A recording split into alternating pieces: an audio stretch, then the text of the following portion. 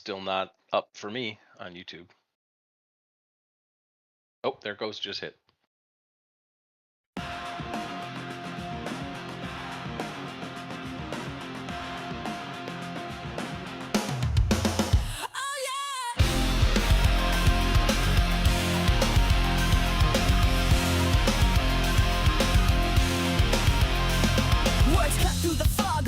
In the fray, she's being crowned, but they don't say why. Her truth's in the air, it's a spark you ignite. Shadows in your head where belief takes flight. You nod to the rhythm, but what's left behind? A gap in the noise that's twisting your mind. It's the pulse that's not played, the chord that's not struck, the truth in the dark where your thoughts come unstuck. Fill the void with your fire, let the silence unfold. The unset's the edge where the truth takes hold. Lines carve the space, angles scream to collide. They meet in the haze or they slip to the side. You're told where the triangle locks in its frame, but the lines that don't meet, that's your mind's to name. The axiom's cold, but its secret's alive. A bridge you don't cross till reason arrives. It's the pulse that's not played, the chord that's not struck, the truth in the dark where your thoughts come unstuck. Fill the void with your fire, let the silence unfold. The unset's the edge where the truth takes hold. A sign on the wall, it burns through your sight. No words, just a shadow that haunts in the light. A flag or a face, it's a story half drawn. Your heart feels the rest before reason is born. The image is speaking, but it's never complete. The unset's the blade where your instincts meet. Bridges break in the minds that won't bend. The unset's a riddle with no clear end. From lines that won't meet to the lines that we chase. The truth's in the gap, not the words in your face. You're caught in the static, but the signal's not clear. Reason's a spark that you're too scared to hear. He's late to the scene, so you call him a ghost. The weight of your judgment, it's what hurts the most. No one says why, but you feel it's a crime. The unset's the chain that you link in your mind. A half-told tale and a fractured refrain. Your heart writes the end, but it's logic's domain.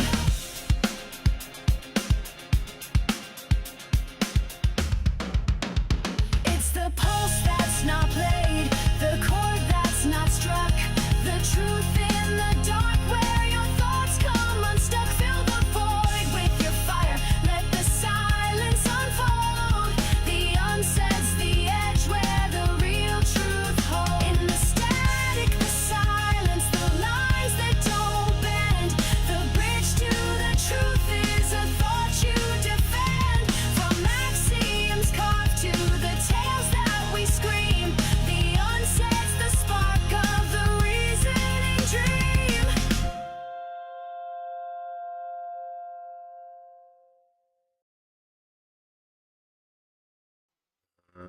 And we are live, right? You'll have to tell us what the sound's like on YouTube. My PC's done an update and it always messes up. Something always goes on. Give us a thumbs up and let us know it's okay for the sound. Good to see everybody. Friday, what do we used to have? Free for all Fridays. I guess it's, you know, the same, usual, free for all. But what we're going to go over is a conversation that I had last night. And it's quite a few people here that haven't heard this conversation, but they'll have heard conversations much like it. And over the years, I can say that we've noticed a pattern of people within, like I've always called it a false dichotomy. You might have heard other people saying it's a false dichotomy, but they don't really seem to say what the false dichotomy is. I've been telling everybody in this arena, the flat versus spherical is the false dichotomy. That the whole thing, it's just a mess. People in this arena should be talking about reality. You should be coming together to agree on things that happen in reality. That's all that people should be doing. But they're not bothered about that at all. They're only bothered about the false dichotomy little battles that they have between each other.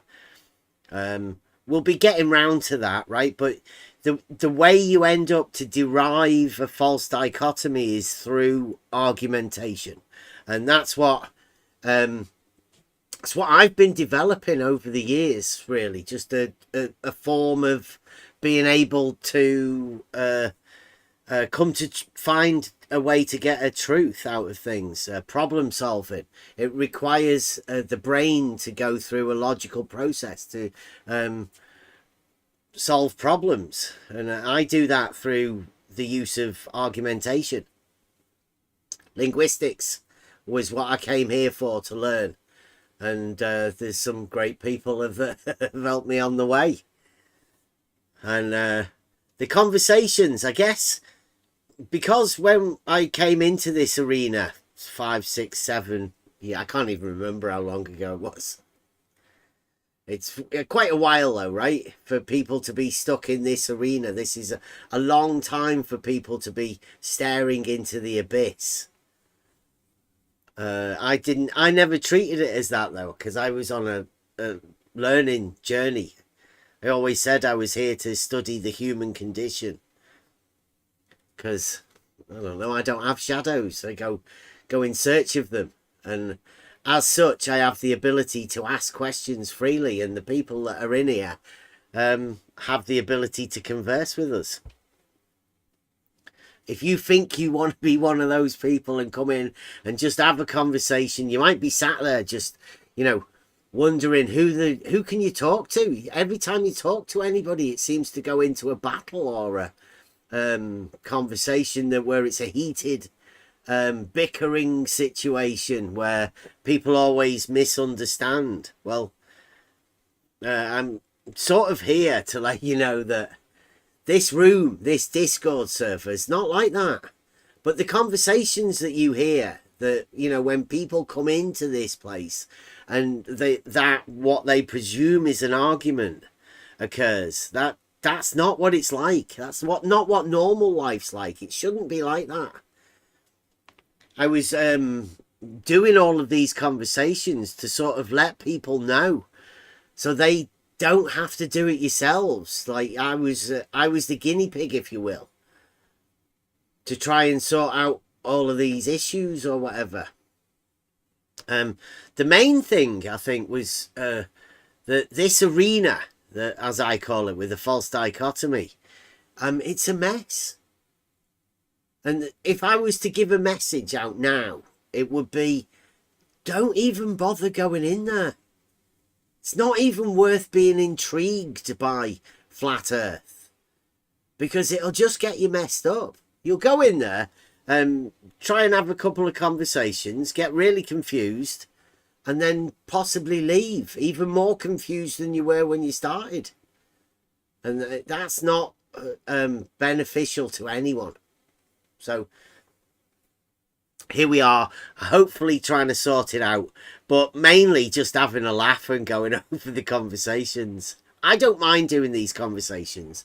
A lot of people don't like the idea of having the conversations, but going over the conversations is where we learn mainly. And that's where I've learned, going over these conversations, making them into videos. Because once you're in the conversation, you're not really, you don't have the ability to analyze your own conversation as you're having it. You're in the heat of the battle. So going over these things gives us a better chance to review. And I don't mind people sort of judging me on how I say things or what I say, and if I say them correctly or help me out. If you think there's a way that you can help me, let us know. Right, so let's get the conversation up. Right, so last night I went over to you got that? Over to Geo's. And it's a Discord server called Earth Awakenings. Don't think I'll bother putting the link up there though, but if there is any one of the mods, if they want to put the the things up for a Discord server, you can. You'll probably be able to find it if you want. But it's a rather strange place. A little bit of a backstory. The guy that owns this Discord server, he has people like McToons over, to talk to people. He has Shane, St. Pierre and Alan, and so the flat earthers go there to do presentations, and globe guys go there to I don't know whatever to promote their YouTube channels. So it's like a melting pot for this false dichotomy, forwards and backwards conversations. But not only that, they do all sorts of stuff, right? I think they even talk about abortion, and a group of guys they'll talk about anything really, and they tend to cut other people out because it's a bit of a group effort, and they don't like new people coming in, so it's hard to introduce yourself into this arena when you go over there to talk to people. Geo was originally he was at the behind the curve thing with the flat earthers, did the thing with Jaren, where Jaren did the interesting and Bob did the 15 degrees. I think that was that's been going a lot. And Geo, the owner of this Discord server, doesn't have a registration or anything on the Fleur wiki that McToon has. So there's obviously something going on, within this false dichotomy arena, right? I think there's a load of people, personally. I mean, it's only a personal opinion. But I think the people within the arena, like people like McToon and Geo and Fight the Flat Earth and you name it, any of these people in this arena, they're all they're using the naive people around them for personal gain, and I don't know what the personal gain is. I guess I'm still trying to find that out. Oh yeah, Geo, he's got heavy ties to 24/7. Obviously, we do go mentioning the 24/7 because, like I think I said the other day, there's very limited groups of flat earthers around anymore. There's only really this EA from Geo. There's Nathan Oakley. But, I mean, you can't really get into his Discord to be able to talk to him or anything. You can't even get on the YouTube, really, because they've closed that off. And Nathan Oakley won't reply on Twitter or anything. So you can't get to certain groups of flat earthers. So there's only really these Discord channels that you can go on. And the 24/7 are obviously them. But they're getting as bad as Nathan Oakley for banning people. It's a bit hard to be able to communicate. As always, it's been hard to communicate with flat earthers. So, I didn't understand that. I don't know. It's weird when stuff starts talking to you, isn't it? Right. Okay, so I'm just going to play this. This is a conversation that I had over at Geo's. There's 2 hours of this conversation. But mostly all of it's worthwhile. So I'll leave the Discord on, so if anybody wants to post pictures or whatever. It's just a thought. I mean, I'm not the end-all be-all of what people say or do or anything like that. So I'm just wondering if people agree or disagree that there's just certain implications to the way that the sun and stars move and these different map layouts.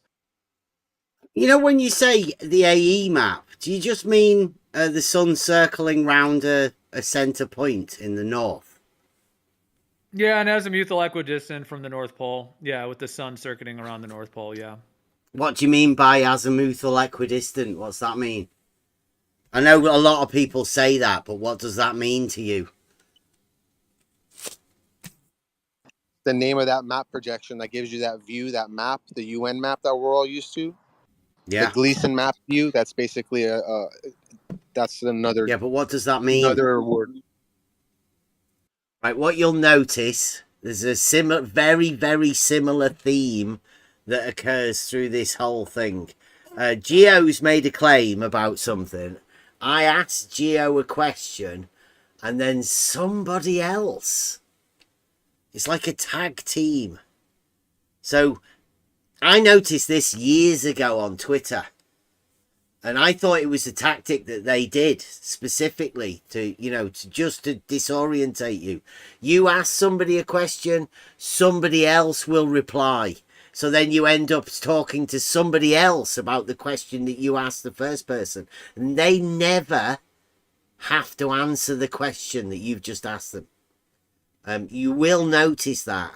And I don't know whether you have noticed it, but you will start to notice it more and more once you know about these sort of things. It happens regularly. Geo can't answer the question, what is an azimuthal equidistant map? What does it mean? Nobody knows. They just use words. Geo's just done it. And you won't hear an answer for this. The Gleason map is fiction, but there are polar projection maps. Azimuthal equidistant. What does that mean to you? Particularly Geo, because he was the one that said it. Are you asking what those words mean? Or Yeah, do I'm not asking know you, what does that mean to you? Because that's what you just said the AE map was. Oh, to me, it means truth. What you have to remember is that Geo's just said that they falsified the AE map. And I'm asking him, what is the AE map that has been falsified? He says it's azimuthal equidistant. What is that? How do you know what that is in order for Geo to say it's been falsified? You need to know that. And Geo's one of the leaders of this community. So Yeah, that's what the AE stands for. Azimuthal equidistant. yeah, but projection. what does it mean? Well, you want me to get into what azimuths are and why it's... I know what the equidistant? azimuth is. It's like a horizontal plane. I want to understand what you think the equidistant part means. Equidistant latitude lines that are an azimuthal. So if you're at the North Pole and you got 100 miles and you make a point and then you track that to the right or to the left, you're creating an azimuth. And then you have equidistant, so 100 miles, 200, 300, 400, etc. It's equidistant azimuthal measurement angles from the North Pole in that case. So like the 69 miles. There you go. So we're right off, and we've started off. Geo has said that the azimuthal equidistant map to him relates to the angle measurements to Polaris. But he said that this map has been falsified. So I'm just wondering, what does he mean? What's been falsified? The angle measurements to Polaris? Been falsified, or is that the azimuthal equidistant map? If you want to go in 69-mile increments, you can, yeah. Okay. So when you say the azimuthal equidistant map, what you actually mean is the measured angles to Polaris around a center point. It doesn't have to be to Polaris. It could be on the ground. But that's why the azimuthal equidistant... What could be shows on the that. ground? The angles. Well, you don't have to involve Polaris, is what I'm saying. Yeah, the angle. Like, again, right? It gets really tricky talking to people, but the azimuthal equidistant angles to Polaris, he now says, don't have to be angles to Polaris. So we've just changed the game. I mean, what? Is that because he thinks that latitude doesn't require an angle to Polaris? Well, he said that the AE map has been falsified. And I'm trying to wonder, like, what is the falsification of it? Because I know a lot of people like Nathan Oakley. I mean, he still uses angles to Polaris around a center point, which is Indeed. the AE map. So you can't go around saying it's been falsified if it's still the thing that you're using. At least up to the equator, right? Yep. That's the part of it that hasn't been falsified. So don't go around telling people it's been falsified if you haven't falsified it, if you're still using it. And if you're not using it, then just say it's been falsified and you're not using that center point to base everything around. But I know for a fact they are. Everyone does. You can't get rid of it. I don't have it, right? I know everybody else does. Can't get away from it. Putting that north point at the center. It's a hard thing to get rid of in your mind when you don't even know you already have it. And Geo's in that middle bit, right? He thinks he's falsified it, but he still actually uses it. He's got, in fact, Geo has 2 poles. So he's not got rid of it. He's deceiving people. You just said that that's what was equidistant. I didn't say anything about Polaris. I know you said Polaris. Well, what is equidistant on the azimuthal equidistant map? What is the thing that is equidistant?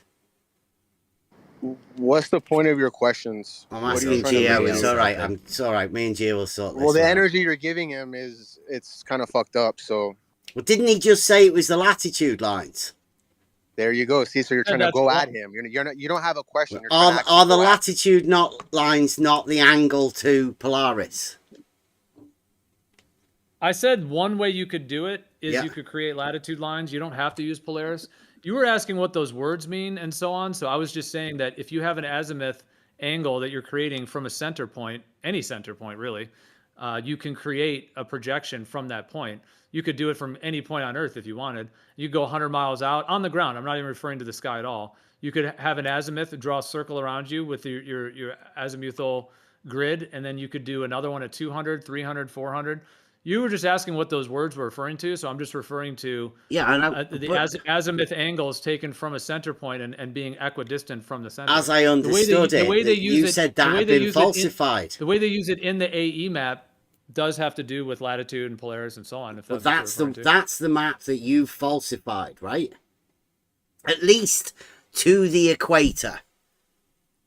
Because that's where you measure these angles from 90 to 0. You get from the pole to the equator.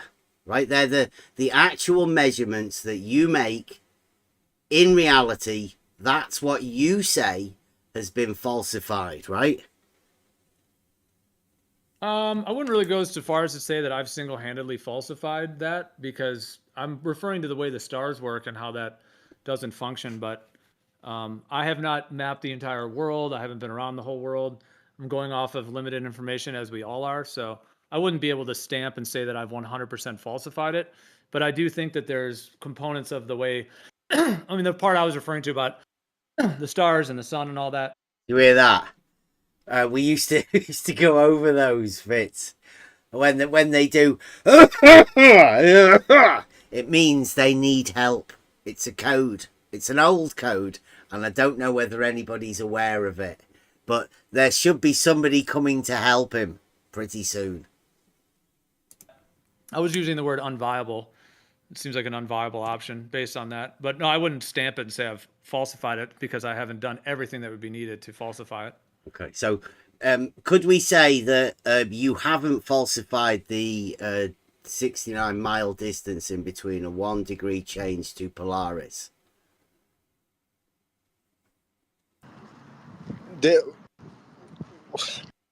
Are you a Gleason FE? Right, so if Geo says that the AE map, let me go over this in just like a slight logic way, right? If the AE map is the latitudes around a circle, and you measure those latitudes by measuring an angle to Polaris.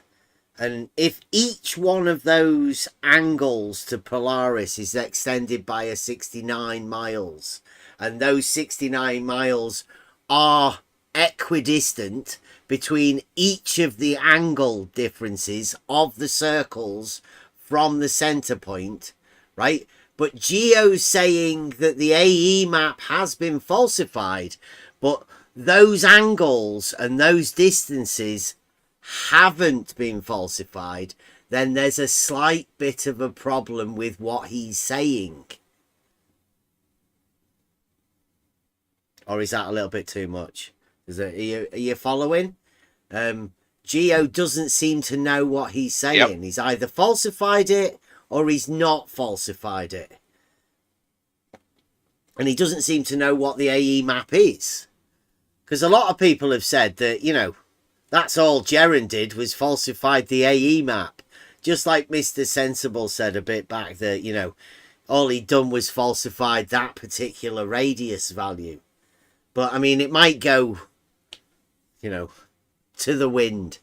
Obviously, that's as much as we're allowed to do now because Geo has just been exposed as a deceitful. He's either deceitful or ignorant of it. But seeing as he owns a Discord server where a lot of people go in there to go and talk about this sort of stuff, he should know this. Whether it's been falsified, because he does have the twin pole model.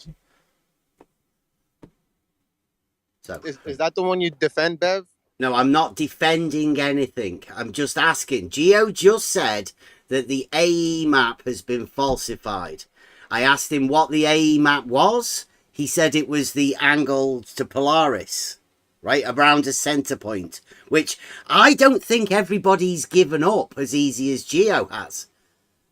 Do you have a point to your questions? Or are you Yeah, I just have a engaging point. to- Yes, I do. What's Well, the I never really had to give it up because I never attached myself to claiming that's what the Earth is. Like Jeremy said, every time I've talked about that, Gleason's and that map, I've prefaced it with saying that I'm not claiming this is what the Earth is, but it is useful in some ways. So I didn't really have to give it up, or I didn't have to do what. Like I guess Jaren really attached himself to it, so he had to go through a whole thing. But I didn't. I've never had to do that. So. Well, in reality, there are some measurements that we can make, all of us.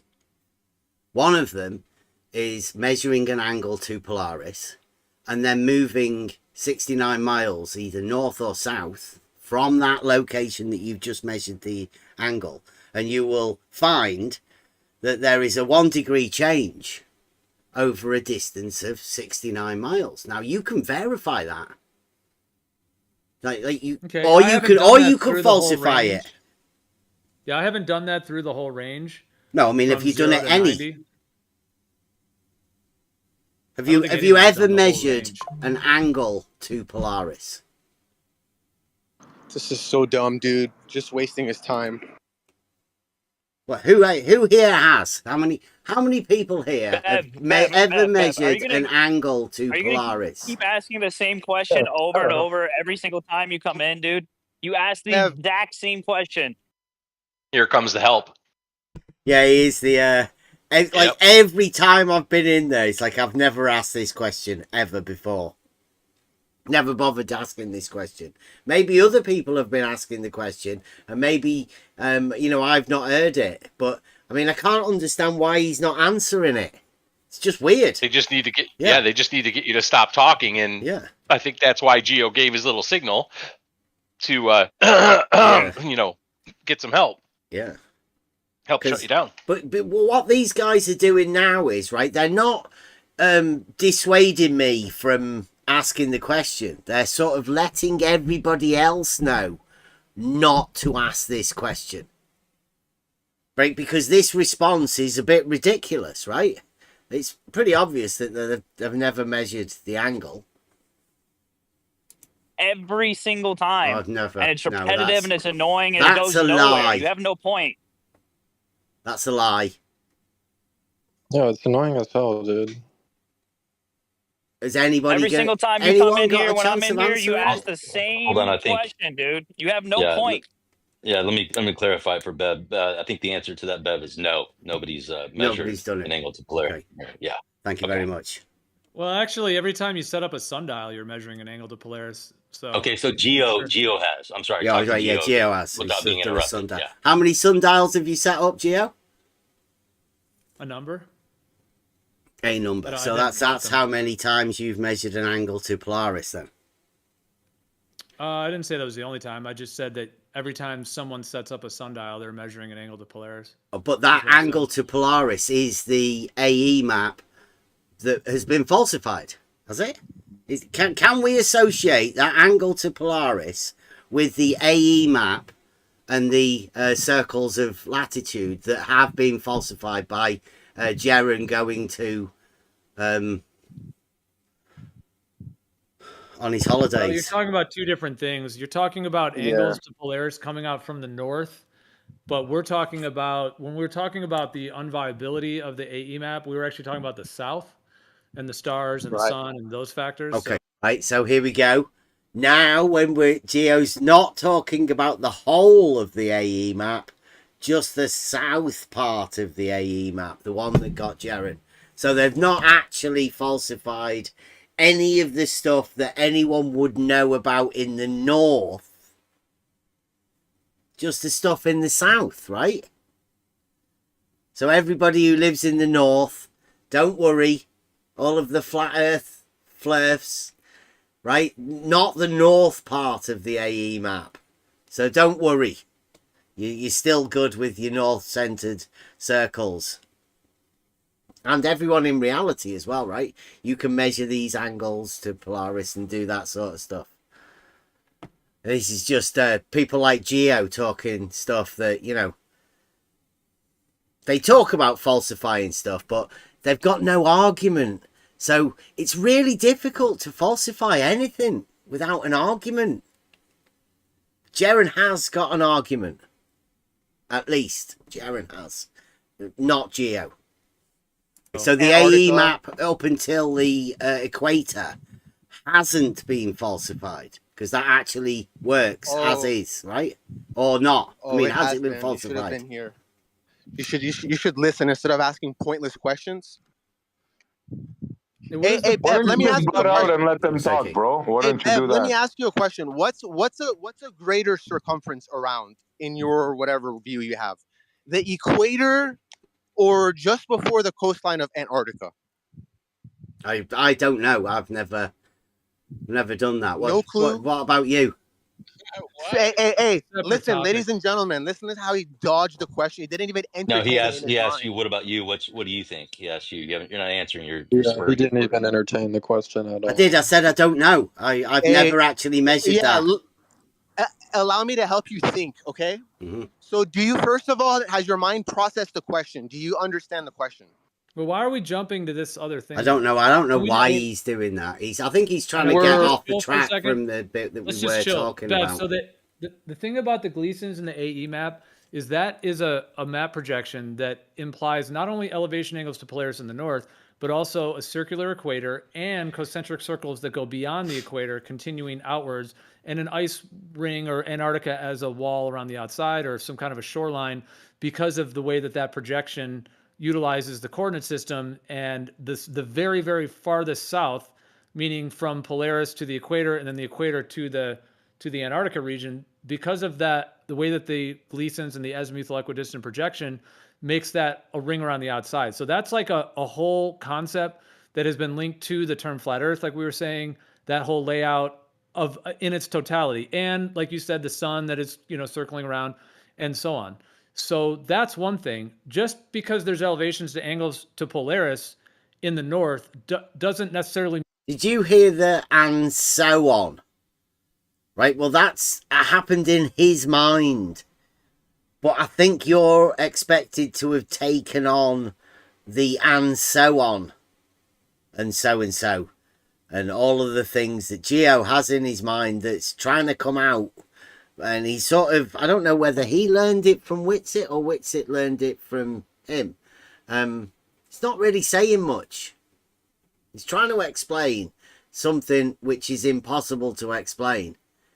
And we'll get to that later. mean that that's the same as the whole thing with the south and the stars. And so I just feel like you're blending those two. You're using the word falsified and then trying to say, well, there's still these elevation angles to Polaris, but they're different things. The one includes the south and the sun, the stars, and all these other factors versus just the elevation angles to Polaris, which, as far as I know, do seem to be consistent. Now, I have not measured the one. Right, so the Polaris ones, because there's a star in the sky, right, a light in the sky that we can measure an angle to. I mean, I'm not saying to the people that can't see Polaris, right, unfortunately, they cannot be involved in this that we're talking about. This is specific just to the people that can see Polaris. And I'm trying to confirm the 69 miles. And, you know, anybody that wants to be able to join in to see whether it's possible, whether you can do it in reality, and whether at least for the angles to Polaris, that is something that I think we can be involved in. And we can do ourselves just to verify it. I'm not saying anything about the South. You know, falsifying it or whatever. I don't know what goes on in the South because I'm not there. I can't even imagine what goes on in the South. I couldn't even work out what I would be like if I went to a place and I watched the sun in the sky for 24 hours going from right to left. That would freak me out. And no doubt it did to Jaren when he went to go and see it. But everybody that went there was a bit flummoxed by it because it's not something natural. You don't normally see the sun in the sky for 24 hours at a time and no dark. Imagine going to a place where it's not dark. Weird. But I'm not saying anything about that because I don't know anything about that. I'm particularly trying to talk to Geo about his claim of the AE map being falsified. 1 degree per 69 myself all the way through the whole spectrum. However, that does seem to be that the further you get from Polaris, it drops. When you get to the equator, it vanishes. And when you set up a sundial, you do have to set the gnomon to the angle to Polaris. So what is your question or inquiry that you wanted to, or what did you want, a statement, or what did you want to say about all that? Well, that's interesting, right? Does anybody know? Does the sundial in the south have to be set as an angle to Polaris, even though you can't see it, in order to make the sundials in the south work? I mean, I don't know that, but that's what Geo's just said. It doesn't make much sense to me. But I mean, that's what How could you align it with Polaris if you can't see it? Yeah, even if you get close enough to, even if you get close enough to the equator, but you're still technically in the north of the equator, I would suspect you'd have a hard time aligning anything with Polaris.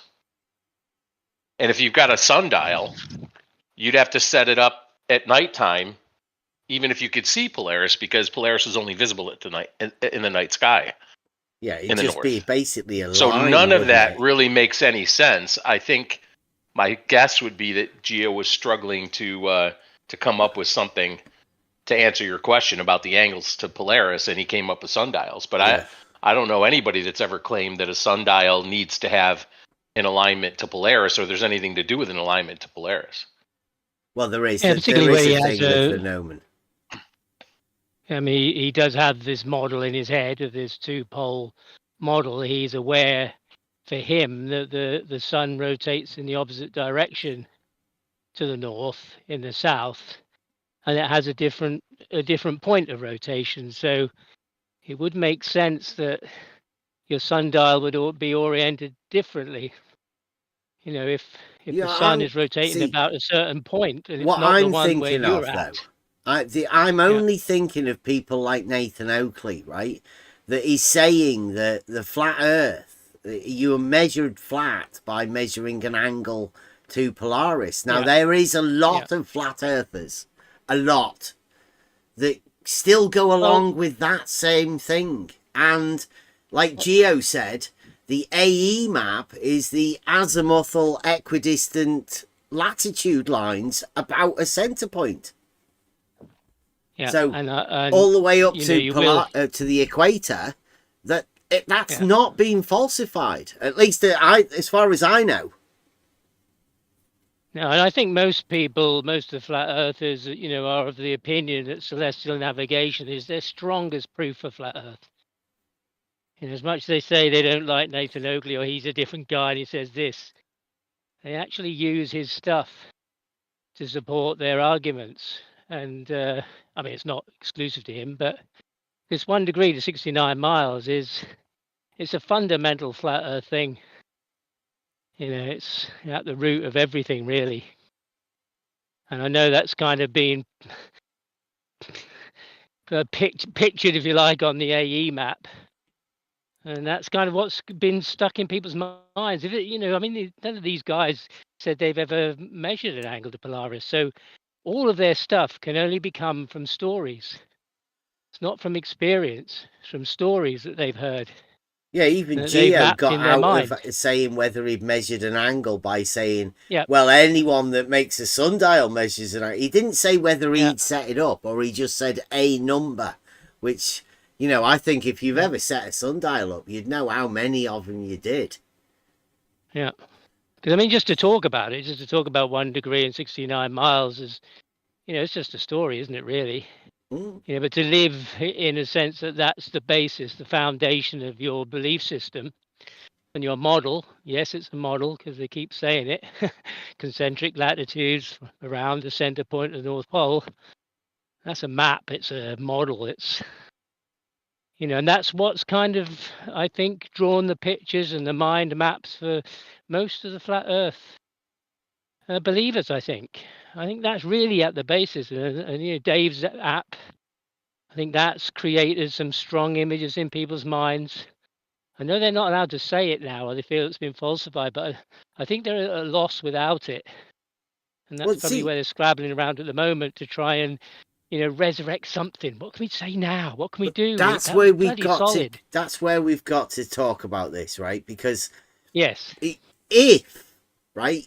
you say to somebody, "Have you ever measured an angle to Polaris?" and they don't reply with an answer, right? Means they have no experience of this, right? Yeah. So what are they actually doing when they're saying this? Because if there's no argument that they have to support what they're saying, and they don't actually have any experience in what they're actually talking about, then they have no argument and no experience. So what do they have in order to make these claims that they're making? They've got nothing, have they? Nothing. No, exactly. Nothing except the words of somebody else, right? Now, Nathan Oakley says it, Geo says it, all of these people say it. But when you go to them to ask them, they don't have anything either. They just have the words. There's nobody at the end of the line that has an argument or any proof or any experience of what they're talking about. 10th man has dropped whatever this is that he probably hasn't even got an experience of, and now he's fucked off. He's done a Jesse Kozlowski and gone and left them with these words that there's no sustenance for. There's nothing there. No, just shadows. Yeah, just shadows. You know, they've been cast. They've seen some shadows of some things, and now they're passing them on. Second-hand shadows, and the thing is, they don't even have the light or the object to cast them. You know, it's like second-hand shadows. That's, you know, that's a bit. It's even stranger. There's no formulation of anything, and what we're talking about here is like some of the basic stuff. These are the fundamentals, the first principles. Is a measurement of an angle. That's it. If you don't know how hard it is for you to measure an angle and to get an accuracy, and you know what the procedures are necessary just for measuring that one angle, then you don't know how to say about the deviation or how hard it is to measure an angle to 1 degree? What sort of accuracy? What's I mean, needed? if you were a serious student and wanted to be, in search of the flat Earth, if that's where you wanted to be, you couldn't just take on stuff that is not verified. And if the numbers don't work, surely that's the question to ask. Well, can you explain how that works then? In a coherent way that I can go, okay, I can fit that in my reality. If it doesn't, then you ask questions and then you just get secondhand shadows, and it's not of much use. I mean, who do you speak to who actually has something solid that they've done it and they stand by it? And as you say, it can be done in reality, but people say, well, have you done it? But people have been doing it for hundreds of years. Yeah, everyone that's done it has done it. So if you're asking if somebody else has done it, it's pretty obvious that you've not done it. And like I was saying this as well. They keep saying, like, have you done it? Well, you can do it and you can confirm it for you, but that's it. It doesn't confirm it that all of the other measurements that are ever done are the same in different locations, because you can't go to every location. It's like saying that all horizontals are parallel and then them saying, well, have you checked every horizontal? You can't do it, but you can check all the ones that you can check. And for the ones that you can't check, you can ask other people whether they've checked it. There's nothing wrong with doing that. That's part of this scientific method. You can't do everything. Sometimes you have to leave some other things to other people, and you can just say, there's nothing wrong with it. Have you ever done it? Did you get it? How hard, like what angle did you get? What distance did you get? And you go, oh, wait a minute. I got it exactly the same distance. Isn't that amazing? All of us in different places come together in getting the same measurement between these angles. That's amazing. But we can't get to say that because nobody knows. Nobody's ever done it. It's really difficult. Nathan Oakley admits to have never measuring an angle. He's never grabbed hold of a sextant. Doesn't this make you want to go and actually measure an angle to Polaris, just so you say, but yeah, I have. I've done that. It's like, what did you do? Oh, I just did it with a protractor, But at least I've fucking done it. Be good if anybody ever asks you. You'd be able to say, yeah. Oh, yes, I've done that. But not these guys. None of these people in these rooms. Never. Yes. Got my protractor and my straw. Yeah. Piece of string. Plumb bob. Yeah. Right. You stated that the AE map had been falsified. But then I asked you what the azimuthal equidistant was, and you said the latitude. And I think we've just agreed now that at least to the equator, these measurements are accurate, right? Like, you can check these 69 miles angle to Polaris. The problem comes when you can't measure an angle to Polaris, right? And what happens south on the other side of that equatorial straight line? Yeah, you start making angles to Sigma Octantis. Okay. Well, I've never heard of anybody doing that. Whenever we've ever heard of flat earthers, particularly the Australian ones, they tend to go with the angle to Polaris, even though they can't see it. So they're just sort of like repeating an argument that's used by people in the north. So I've never known what the flat earthers. I've always been wondering, how do the flat earthers measure a latitude angle beyond, and do they keep making the circles bigger since they've gone past the equator that is a straight line? Or do they like start making smaller circles again? I don't know. But you've said you've falsified it. I think that's what you mean, isn't it? Like from the equator south, that's the bit that you've falsified, because the sun was actually south of them when they were there, and that can't be on that model. Yeah, again, I just think you're blending different things. I mean, elevation angles to Polaris in the north is one discussion. When I was talking about,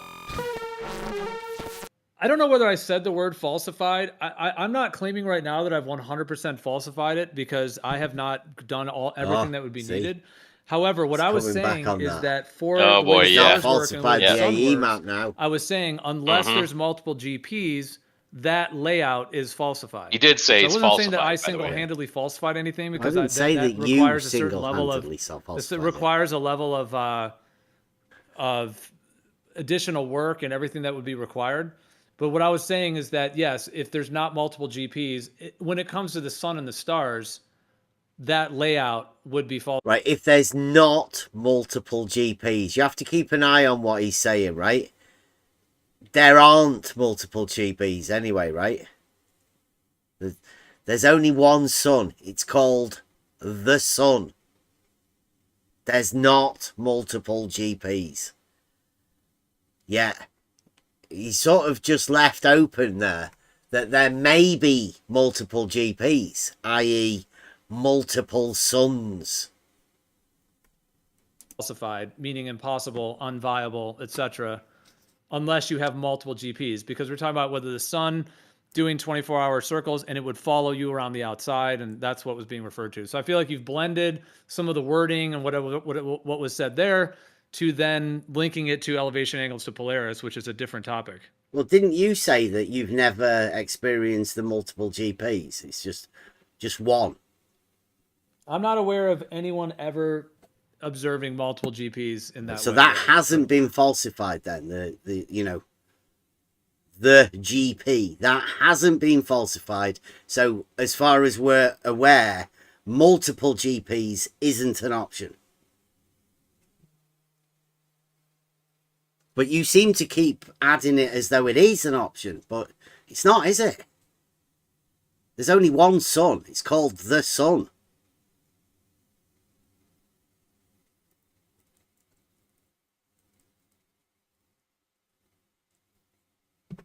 And these angles to Polaris, they are accurate, right? What I was saying is that I was asking if anyone is trying to claim that the star rotations in the south or the sun does follow you around the outside of an AE map. So I was steel manning that idea or position. I was saying it would require multiple GPs. I've never been aware of or have anyone to indicate that there all are multiple GPs, and it was left at that. And I was asking, is there anybody who wanted to assert that or would assert that? And I was really asking if anyone who... Right. Can you see what's going on? Geo, the guy at this server, it is the one that's coming up with all of these fantastic ideas, right? You've never even heard of some of the shit that he's talking about there. Multiple GPs of the sun. He's trying to find a way to explain his twin pole model. His twin pole flat earth model. And don't be mistaken, it's not Whitsitt's, it's Geo's. Whitsitt was at this Discord server for years. Geo is the one that's leading the twin pole model. Now, I don't know who he wants to dump it off on, who he's going to try and pretend, it's theirs, because it's Geo's. He's the one that's touting it. It's needed. It's required for the flat earth. It's impossible to explain. We know that. But Geo thinks he can do it. And he's leading this case for this thing that's impossible. is asserting that would agree, hey, yeah, there would have to be multiple GPs. That would be a logical consequence of that. And then if they were to say there are... It must be a logical consequence of what? Like, see, when people use these sort of words that It must be a logical consequence that there must be multiple GPs for something there's only one of. Like it's never a logical consequence. That I don't know how he possibly derived that it must be a logical consequence. It's mental. Multiple GPs, and then if they had any evidence for it. I was trying to get it kind of on the books and in the discussion in a way of anyone who would put that forth, just so we can have some level of agreement on what is occurring and what is not. So, well, we can agree that the sun does go across the equator, right, at a certain time of the year, straight line, east to west, right above your head on the equator. That is something that does happen, that it can be observed by any of us that are rich enough to be able to go there on holiday or whatever. That would falsify the AE map right there. What, this the sun going over the equator? Going in a straight line. In a straight line. Okay. Right. All the 2,000 years. Right, so the sun travelling in a straight line like it does would, says Jeremy, that would falsify the AE map. The angle measurements to Polaris, right, have just been falsified by a straight line where there is 0 angle measured to Polaris. Imagine that, a straight line falsifying the AE map. Surely this has been known, this thing with the equator. Straight and line the sun. in the I've heard equator. lots of people talking about it. Right? Directly over your head, how long east has to it west. been? Yes, how long has it been that's been known and yet it's never been brought up to falsify the AE map like that guy just said? Well, that would falsify the AE map alone. Yeah. Well, they've had it for I don't know how many years. But it's always done that, right? They flush toilets at the equator. They've done all of this sort of stuff. It's a straight line. Yeah. It's known to be a straight line. Yeah. Yeah. And which point of rotation derives it seems to be a bit of a mystery, but yeah. Here we go. Yeah. So, but that falsifies the AE map. And the AE map, according to Geo, is the concentric latitude circles, which can be confirmed. But I mean, that straight line falsifies it. It's weird what happens when you start doing these sort of things. Talking to flat earthers. So there are complications, right? Anyone can see that what these flat earthers are talking about, there's complications in what they are saying. But it becomes really difficult for you to try and express those complications to them. Because I think they're so scatterbrained, they don't know what they're meant to be thinking about. There's poor people who live there. Oh, hold on, Pazza. It's not a privilege. So somebody's upset that I said I'm not privileged enough to go to the equator, right? For me, because I can't get there. It would cost a lot of money for me. And he's upset because there are poor people that live in Ecuador. Right? So you don't have to have a load of money to get there. There are poor people that already live there. Yeah. If you live there, you don't need a lot of money to get there, though. Yeah. This is very true. So, I mean, it's well worthwhile bringing up these points because, he's got an argument now against me, hasn't he? Like, it's like, Bev, you've just said... Did he think you live in Ecuador? I mean, that's a possibility, I suppose. You could be poor and live there, Bev. I know you don't. But, I mean, you could be.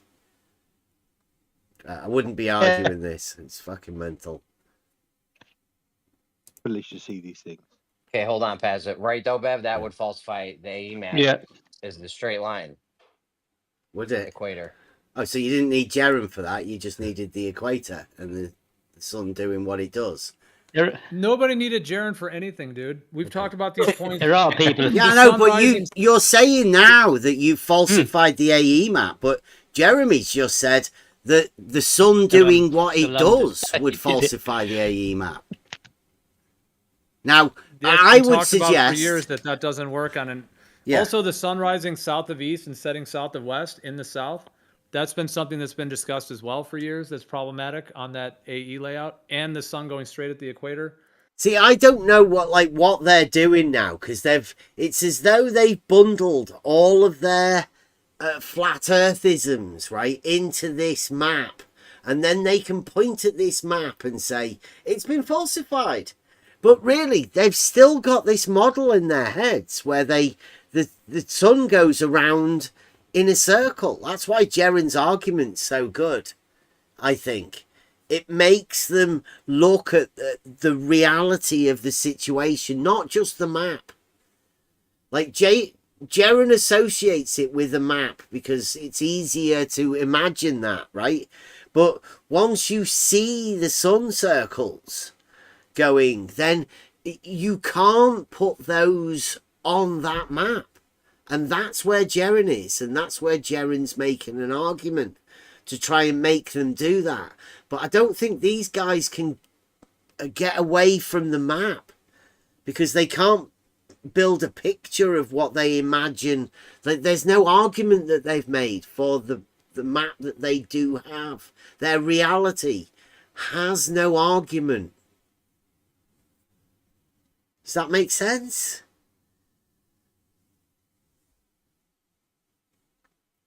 They've got nothing to stick to. It's terrible. Yeah, it's like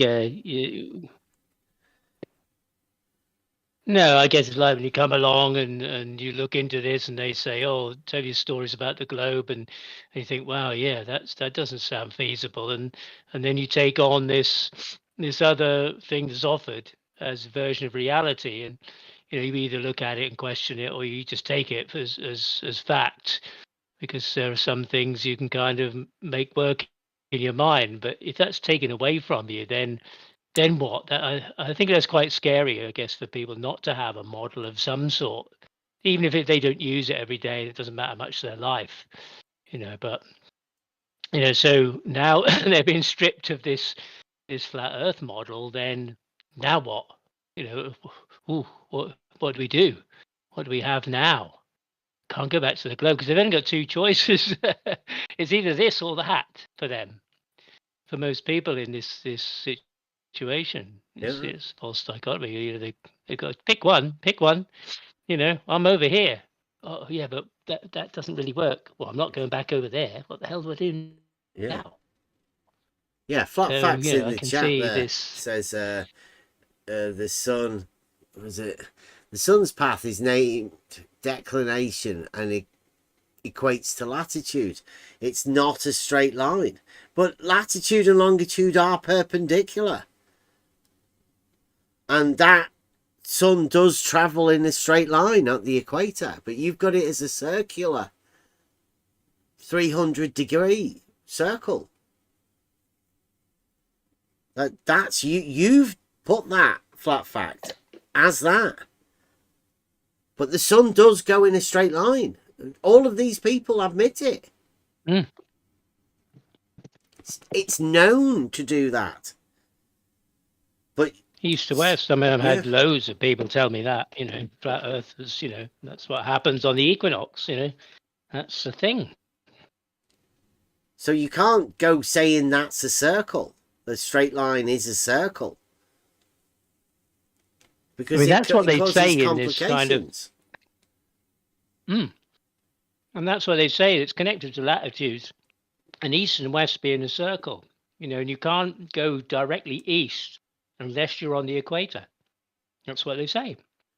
Mm-hmm. If you're not on the equator, you go in a circle to go east or west. If you go on the equator, you go in a straight line, and you can use the cardinal directions there as being perpendicular. Only there. No, that's what they say. It's not something. This is the thing. You're this is on the equator data. and you go anything other than east or west, you will end up either north or south. That's one of the things that even flat earthers say. But the problem is that we had a word with Jeren about this. That you can't have that equator as a circle. You've got a problem if you make it a circle. Yeah, I mean, we're not making this up. This is observable data. This is what people say, and you can hear it. It's not like we just come up with some idea and said, "Oh, this will mess them up. Let's just say this and straw man them and just mess around with them." When somebody tells you this is a fact, 1 degree, 69 miles, 6,210, then if it brings a question, then you should be able to ask the question. It's not something that's been made up. It comes from observable data. Whether it's real or not isn't the point. The point is, does it work?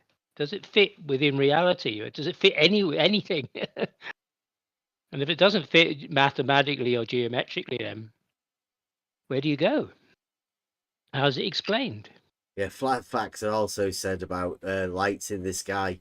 It's weird that I said that about 10th Man and Nathan Oakley when they started with measuring angles to lights in the sky. But I mean, call anyone for it. I mean, 5 or 6 years ago, definitely. I can remember everyone saying that lights in the sky don't prove the shape of the ground or whatever. But come 10th Man and him selling the angle of elevation to Nathan Oakley as some sort of a proof of flat Earth, then yeah, everybody was getting into it. It was back on the thing, right? You can tell the shape of the ground by looking at lights in the sky and particularly measuring angles to them. Well, now they're back to saying, don't look in the sky, look on the ground, look on the ground. Because when you point out that when you look at the sky, it measures the ground according to you. They say, well, no, don't look at the sky anymore. Yeah. Look at the ground. But I thought that's where you got it from, the sky. Yeah, where's the angle? What are you measuring an angle to? What, a mountain? Are you measuring angles to mountains now? Or are we measuring angles to lights in the sky? Yeah, it's hard to tell. But, these guys now have to deny just about everything that you start talking about. And I think it's weird because, like I said at the beginning, these are things that we can do in reality. These are things that we know are observed in reality. These are real globe observations that we can do. And we're talking to the flat earthers about these things in reality, and they seem to have an aversion to it. It's weird. And what about the speed of the sun on the AE map with the center point, traveling the subsolar point from the tropics, yep, from one to the other? Point. Would that be a greater size of circle from one to the other, or and the sun would have to go faster? Yeah, so that the southern stars, lots of the AE map had tons of problems. I've been saying the equator, right. So the circles, Jeremy's been saying it. Right, the sun would have to go faster across the tropics because you've got circles. But Flat Fact goes along with the circles and also wants the circles. So that does mean that the sun must move faster and slower between the tropics as it travels between them. Speed has to change.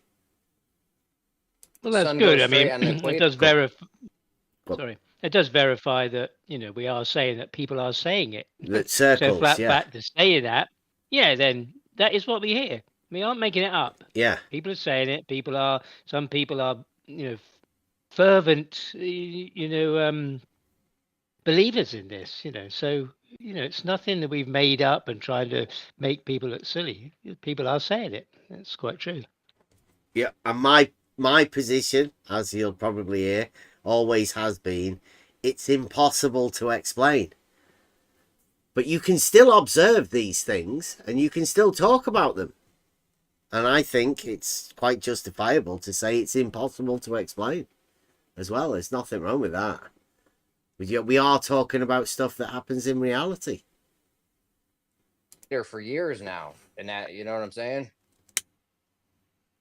It seems like it's impossible to me. I think I've been saying that for a fair bit. But okay, so you think it's falsified as well, it sounds like. It's impossible, right? These counter-rotating sun circles are impossible to explain. Mainly why you guys are having a problem. Some say. I'm gonna say yeah, I guess you're just making up that people have problems, but I guess you who has a problem? too. I don't You're not subscribe having to a the problem AE with map. impossibility. No. Well, you're the one saying you can't explain something, and then so I guess you have a problem that you can't explain something. I don't have a problem with it. I know that it's impossible to explain. Well, if something's happening in reality, it's obviously possible to explain it. Really? Possible. Yes. If something's happening, it is possible to explain if you know what the correct thing is. Yeah. If it's What in is your reality. goal, Bev? What is your goal with this line of questioning that you do every single time you come in? To gain information. Yeah. You're what? To gain. I don't know. I don't know who these people I think he is. are I think now. he keeps Witsit's seat warm in there.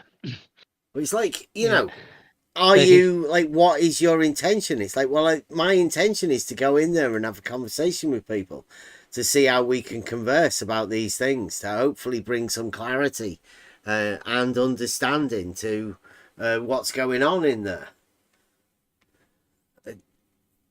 They seem to have an aversion against it. Information, that is my goal.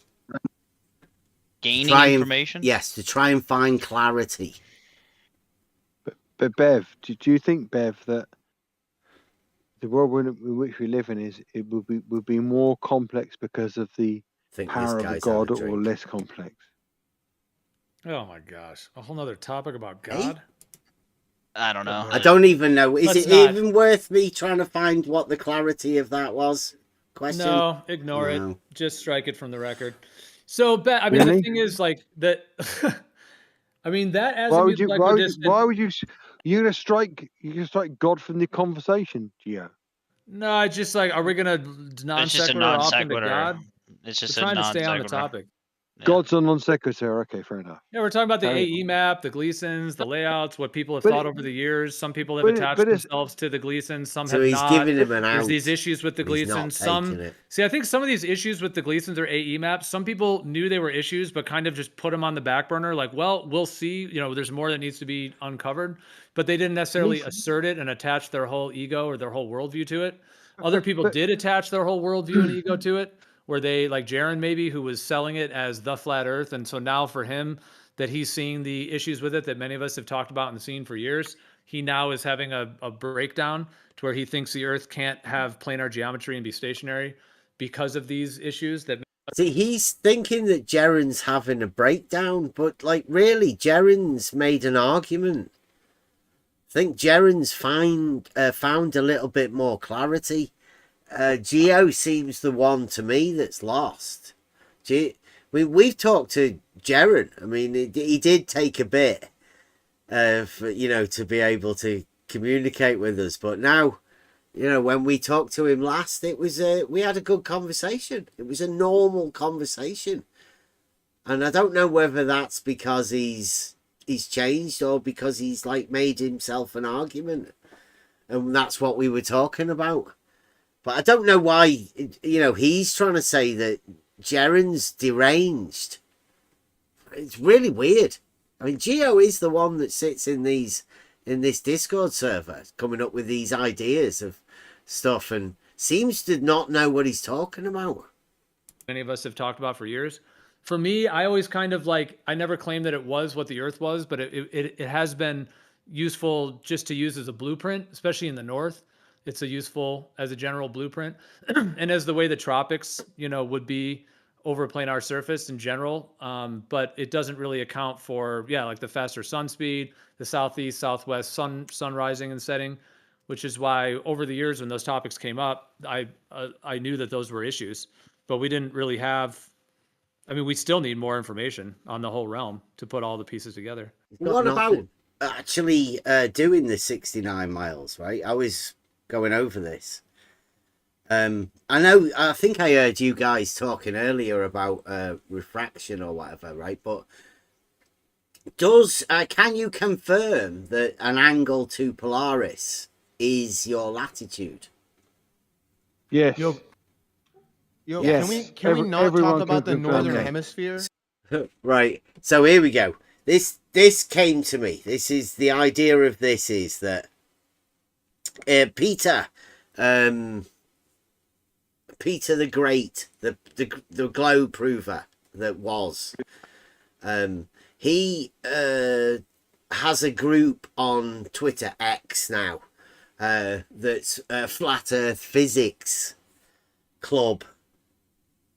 So he's got his little group, and in there was somebody that was telling me that you have to take it. There's a refraction chart for when looking at Polaris, and your angle can differ by 1 to 2 degrees on this chart.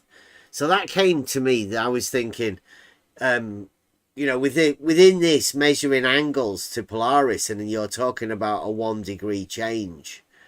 But if you're having to look at a chart and the angle gets changed because of refraction by 1 to 2 degrees, then I'm not so sure on how you'd find your latitude, or whether you could confirm that just measuring an angle to Polaris is your latitude. That would be like a disproof of this guy that was saying there was refraction, wouldn't it? Because you couldn't have the angle built in with the refraction on it, could you? Where you measured the angle, and that angle directly relates to your latitude, would falsify any refraction, right? Does that make sense? That was my idea anyway. If we're going to try and verify these 69 miles and 1 degree, you've got to be able to say how accurate you are going to be with your 1 degree and how accurate you're going to be with your distance. They're the only two factors that we're dealing with here. That's what I'm trying to ask, just to try and get a bit of clarity from the scientists within the arena. Obviously, right, the people who do the astronomical stuff with telescopes, they know about this, but we're not talking about them, right? Keep this on the down low. We're talking to flat earthers, and we're just trying to check whether any of them ever actually done any of these things, really. So that's the idea. Don't let them know, though. So we can do that. We're just talking about things we can do. I mean, if you live in southern hemisphere stuff, you live in the southern hemisphere, do you? Talk about a southern hemisphere. Do you live in the southern hemisphere? I don't. Well, let's Can we move off? Can we just get over this, can I right? ask you a quick? I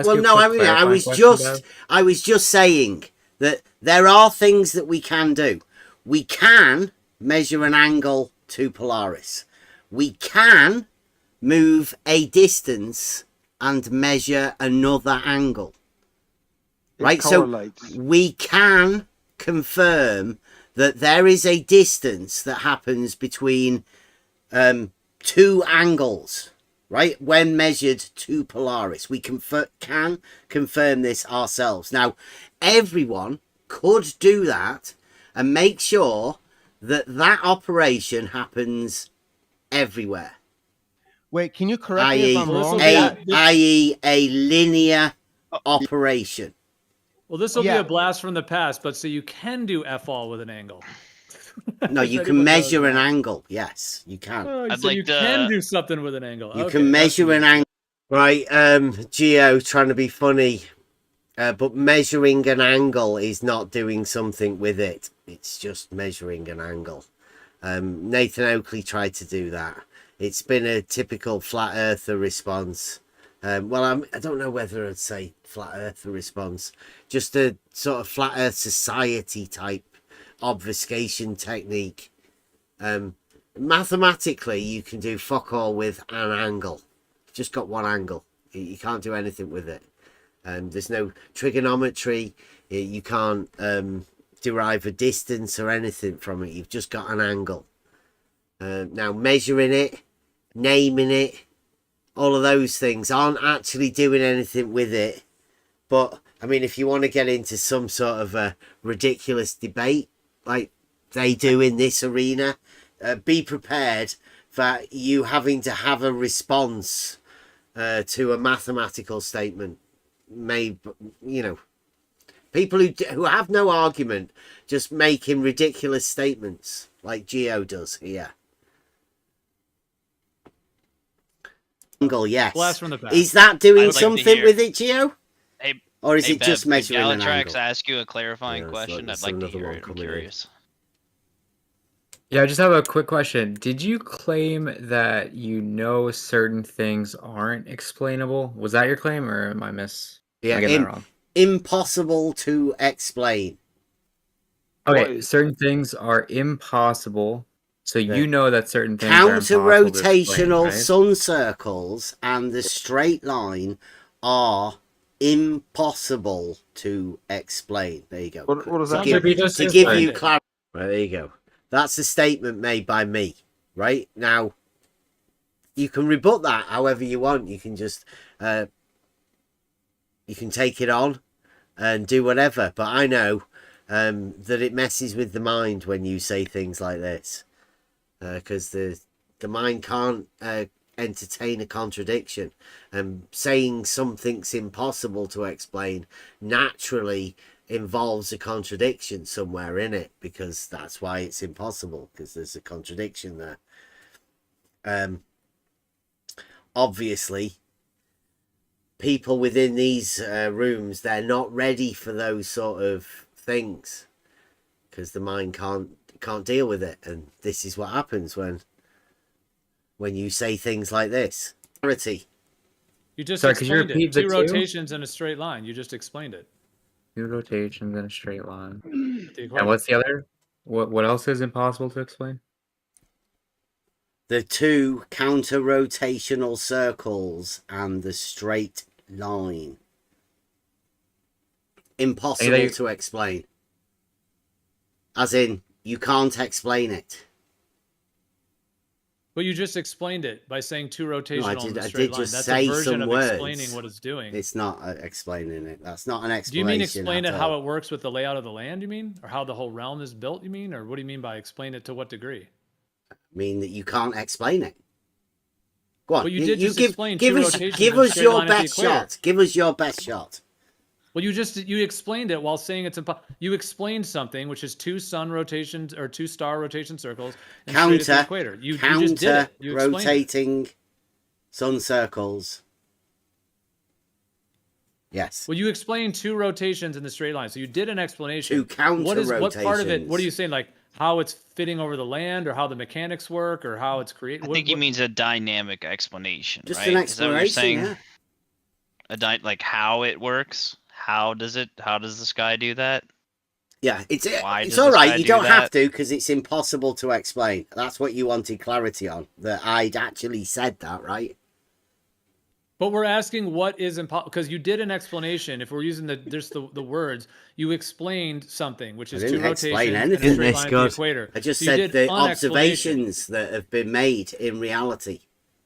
So what do you mean by explain? That's what he's saying. Like the physics I involved. mean, impossible to explain. Yes, that's exactly what I mean. Yeah, what Bev is saying is those aren't the answers to the question. Those are the questions. No, they're just And the he's saying that observations. You don't have the answers. They're just the observations of things that happen in reality.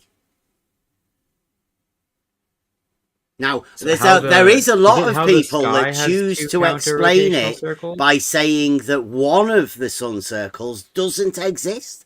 It was a lie. Now, I don't consider that much of an explanation by saying that it doesn't happen. But, I mean, other people have other ideas, right?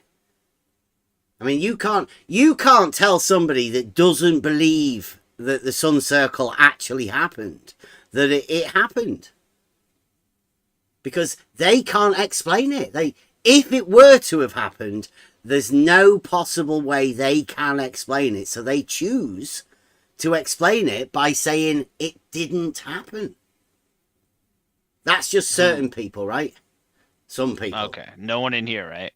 Oh, I don't know. Yes. I'm not. I don't want to put anything on anyone, right? But some people have been known to say that. Some people have been known to say that the AE map's falsified, but then say it hasn't been falsified up to the equator. Except the AE map equator is a big circle, except the sun travels in a straight line at the equator. Well, just up to the equator isn't the AE map. The AE map's the whole thing. Yeah, I know. But the equator on the AE map is a circle, not a straight line. Okay, so you're talking about a partial AE map now, not the AE map. Well, those angles are the ones that can be verified, right? To the equator, from the North Pole to the equator. Have you done that? So there's two things in the mix. Bev's thing about the 69 miles. I just want to say real quick, I'm trying to read between the lines what he was saying about it can't be explained, because if somebody was blind, like literally blind, and you went up to them. What's this? he's still trying to work out the impossible to explain, right? And this is where Geo's mind goes. This is what I like. This is what we do it for.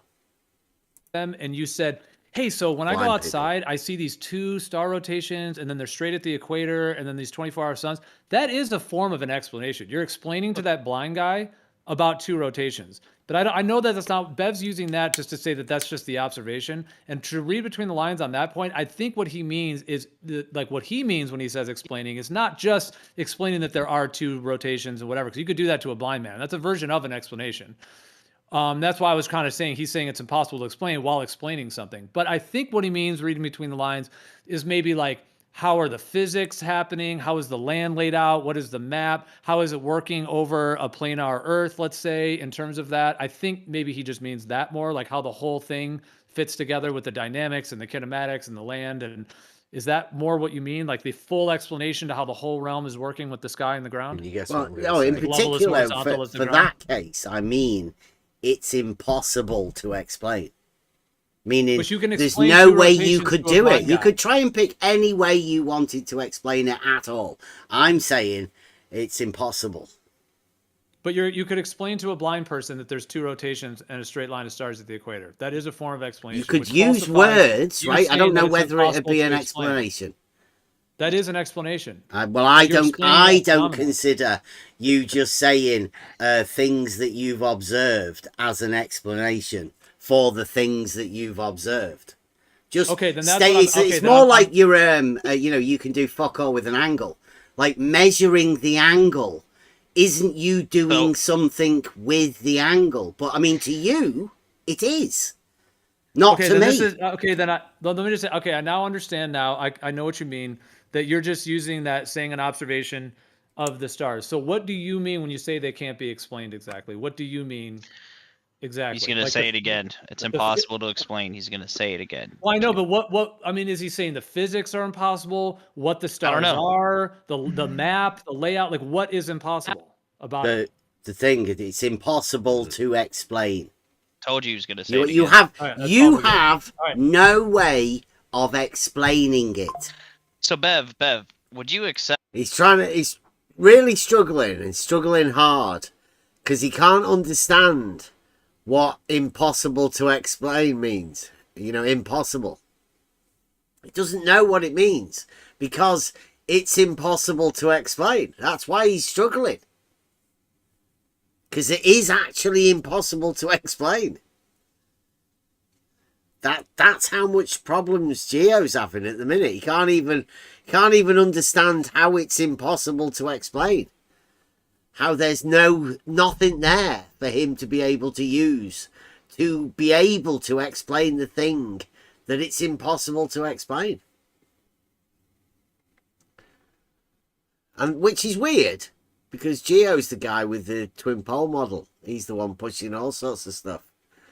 Any other type of speculation about how it could work, or are you just gonna shoot it down and say it's impossible every time? Yeah, it's impossible to explain. But I mean, you can have a go. So it's not worth. So it's not worth speculating with you.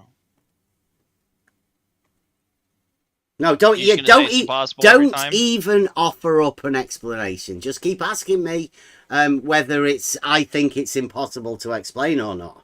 You know, try and ask me if I know how to explain it.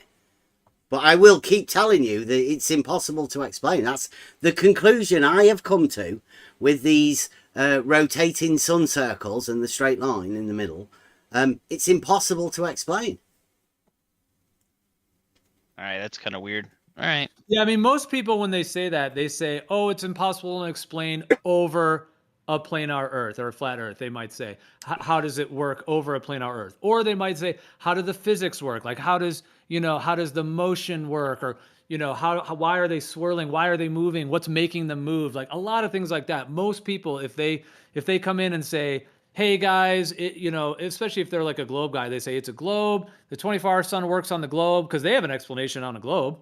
That's very possible to explain. I think it's got impossible physics, and I don't think there's curvature and so on. But they have an explanation for the 24-hour sun and the two sun circles. It's actually pretty straightforward one. You have stars that are way out there. You have a globe Earth, and then the globe is spinning within the field of stars.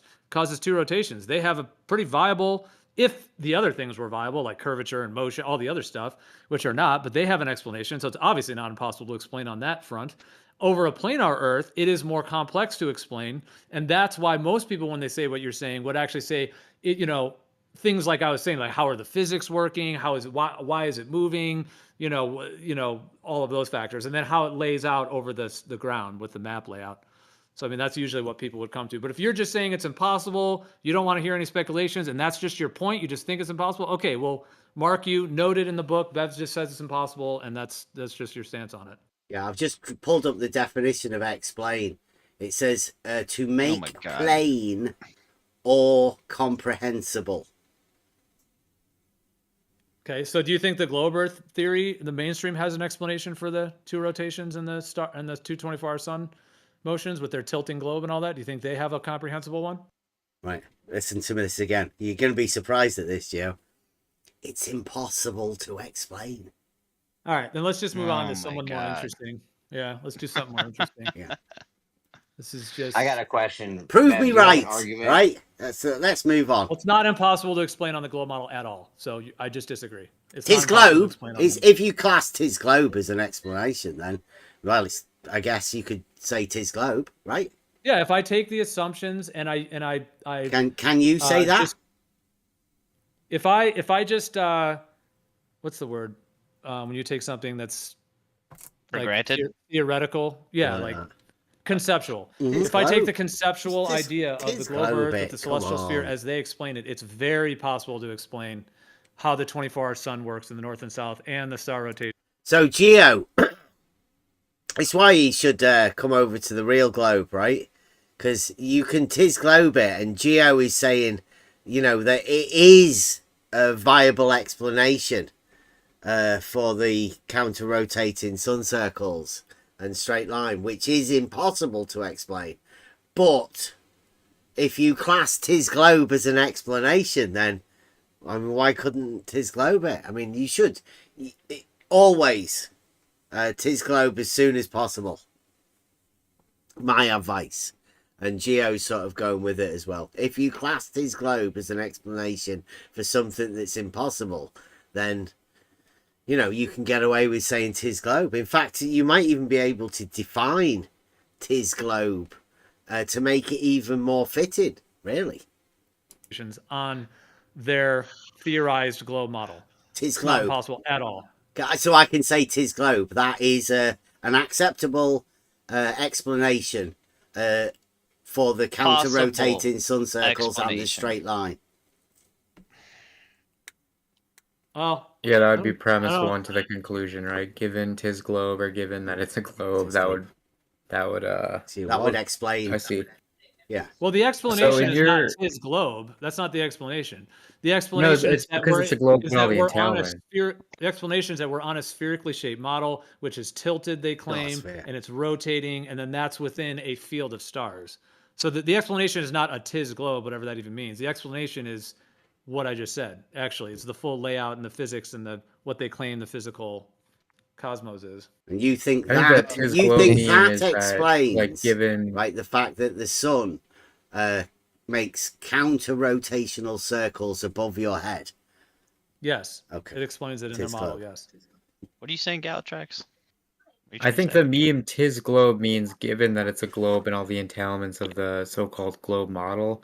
So it's not like just saying like because it's a ball it works. Come on, More like guys. let's Get with the assume and times. grant all these, you know, tis globe, tis rotating, tis wobbling, spinning, and on this pivot point of 23.4. So it's more like a simplified way of saying let's grant all these entailments to this, right? Axiom I don't 1. think that's unless tis means Tis globe. something different than It I has think to it be. means, but Bev, Tis basically means it is. So he's just saying it is yeah. globe. Yeah. I said that's what the meme means. It's a meme. It's not a meme. But that's not what the explanation of the stars is. Axiom Though. The 1. explanation is not it is a globe. Much more than a The meme. Okay, if I explanation post a is GIF in chat and there's a built guy in- saying, sorry, go ahead. No, go ahead. I was gonna say, if I post a meme in chat, right, and there's a guy saying "tis globe," yep, this meme doesn't literally just mean 2 words, right? If I that's post, a GIF. Yeah, it's some kind of It's a brand. GIF with some words It is, underneath it. I mean, it's it like means an 3 attempt words. at a. It means it is globe. Yeah. Okay, so the meme just means the 2. Every meme just means the 2 words that it says. Jeremy, gotcha. Like that's a silly thing to say, though. That's a GIF that you've just put in the live chat, right? And it's not a meme. It's also a GIF. meme. Also classifies under the attribute of meme. It's definitely a meme, guys. Come on. It's I'm impossible. not saying it's a to spin meme as in it's a joke. I mean, it is also a meme as well as an argument. And I think the argument means, given the entailments, everything that comes along with a globe, if we grant that, that's their explanation for I'm it. very curious. What do you think this meme means? There's hidden information in the background, right? That's what a meme is, right?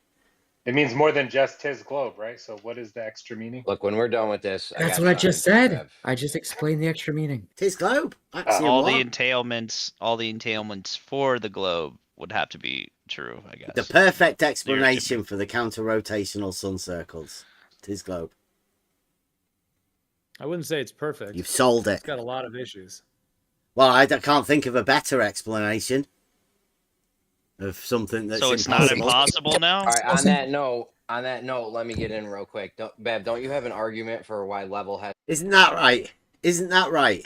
Can anybody think of a better explanation for something that's impossible to explain than tis globe? I can't think. I honestly can't think of a better explanation myself. It's perfect. Yeah. What else could you say? Yeah. Yeah. That's totally globe. Like, not just tis globe. That's fucking. That's right on. Right on the money, that.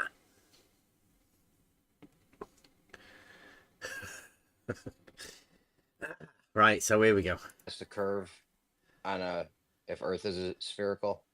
No, or a globe or something. it's not spherical, and a level is horizontal.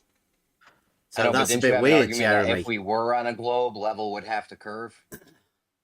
Oh, there is the one that AI over at 24/7. It goes if the Earth is a spherical object, P, then the surface of liquid water at rest must curve, Q. Wow, I missed it. Can you say that again real quick, please? Wow. I'm so sorry. I was just my kid. Right. Just please one more time for me. I totally missed it. If the Earth is a spherical object, P, then the surface of liquid water at rest must curve, Q. Right, but AI Overlord over at the 24/7 has said that that isn't a consequence. I would agree with that. If it's spherical, yeah, water. No, AI Overlord. AI Overlord has said, right, that he can falsify that premise. Meaning that he can have not curving water on a sphere, a spherical object. That's neat. Yeah, that's what what he did was he put water in the finger holes of a bowling ball. And therefore he falsified that, right? So I don't know how you flat earthers are going to take that, because now AI Overlord is saying that you can have level water on a sphere. All right, but hold on, man. I got to follow up questions and shit. Just give me 2 minutes real quick. So what? Oh, the kid again. The kid again. I'm so glad you told me all about AI though. That's cool. Well, I mean, Bacon, he you're- falsified that argument. It's been going for ages, but he falsified it. I It's not really thought a I'd let you know, falsification right? because- Just in case you're getting all your hopes up. It's not doesn't sound like a falsification because even if you have put water in the finger holes of a bowling ball, the surface of it would still be curving if it was the globe. Yeah, but he tried to analogize like the water in the salt flats as the finger hole. So he said that could be level. I mean, just because you say if the Earth is a spherical object, it doesn't mean that you can't have. That's what they were saying. I mean, you know how people get when they're trying to falsify arguments and shit. Yeah. So I'm just warning you, just letting you know, right, that it's not only the globe, the dogmatic globe guys that are going to be having a go at this argument. You've also got flat earthers that are saying, you know, trying to falsify the argument too. I mean, I think it's because they don't want arguments to be in the arena, personally. All right. Well, they're not here. I don't think that guy's even on this server. So what are we supposed to say? Can we have a real conversation with people? I had a follow-up after. So is that not being honest though? Right? By letting them know that there are other people that have made challenges to this argument and the mind your P's and Q's. I mean, it's vital, right? I mean, I had that as a natural consequence. I mean, I did when I made that argument. That's why I was making that argument, right? To falsify the spherical object. It didn't occur to me that somebody might have. Let's see. It says then the surface of liquid water at rest must curve because of the Earth being a spherical object. But AI Overlord has stated that it doesn't have to curve, and I think I've seen McToon say that the water would deviate away from the surface as well, which seems to say a similar sort of thing to what McToon said a few years ago, about 5 years ago to me. Yeah, I mean, when AI proposed it, I know Miggy, Alpha Female, and T-Dub are both, you know, fully paid up members of the Flat Earth crew. They seconded it. Yeah. They agreed. They agreed that was so. It's not just one kind of rogue flat earther, although albeit he's kind of one of the head guys, top honchos. Yeah, these other two guys who are quite prominent, well, very prominent, 24/7, they agreed. They seconded his motion.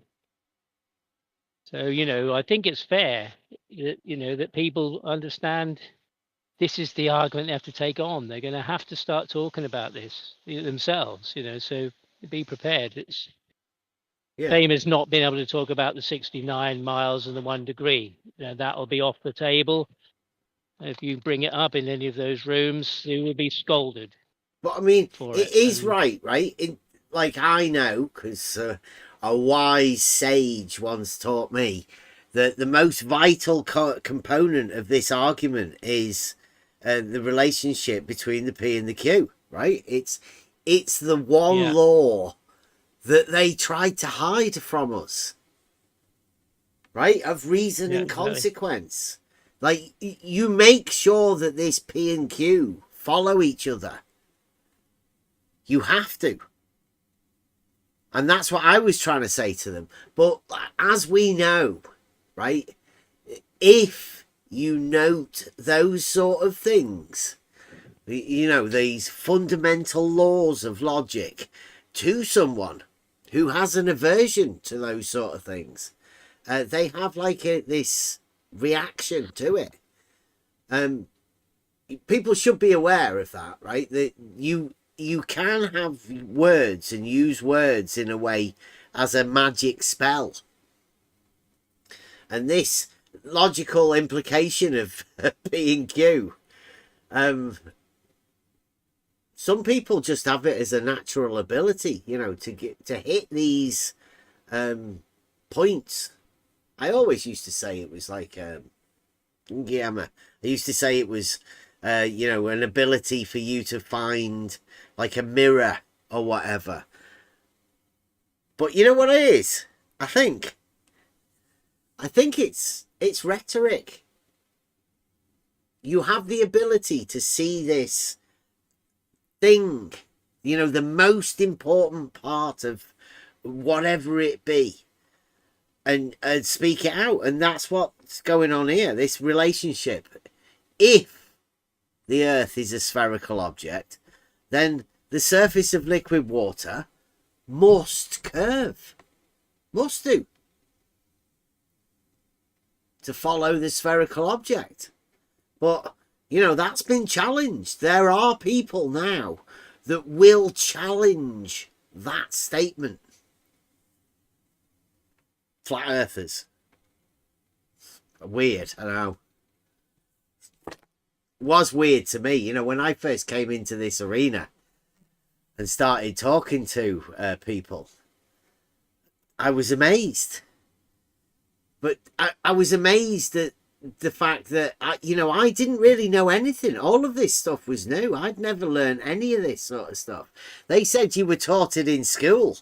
I couldn't remember a fucking thing that I'd been taught about any of this in school. I've been taught nothing. Now, I don't know whether that's because, you know, my education or whatever, but everything I've learned from this arena has come from this arena, from these adults. These are the shadow casters.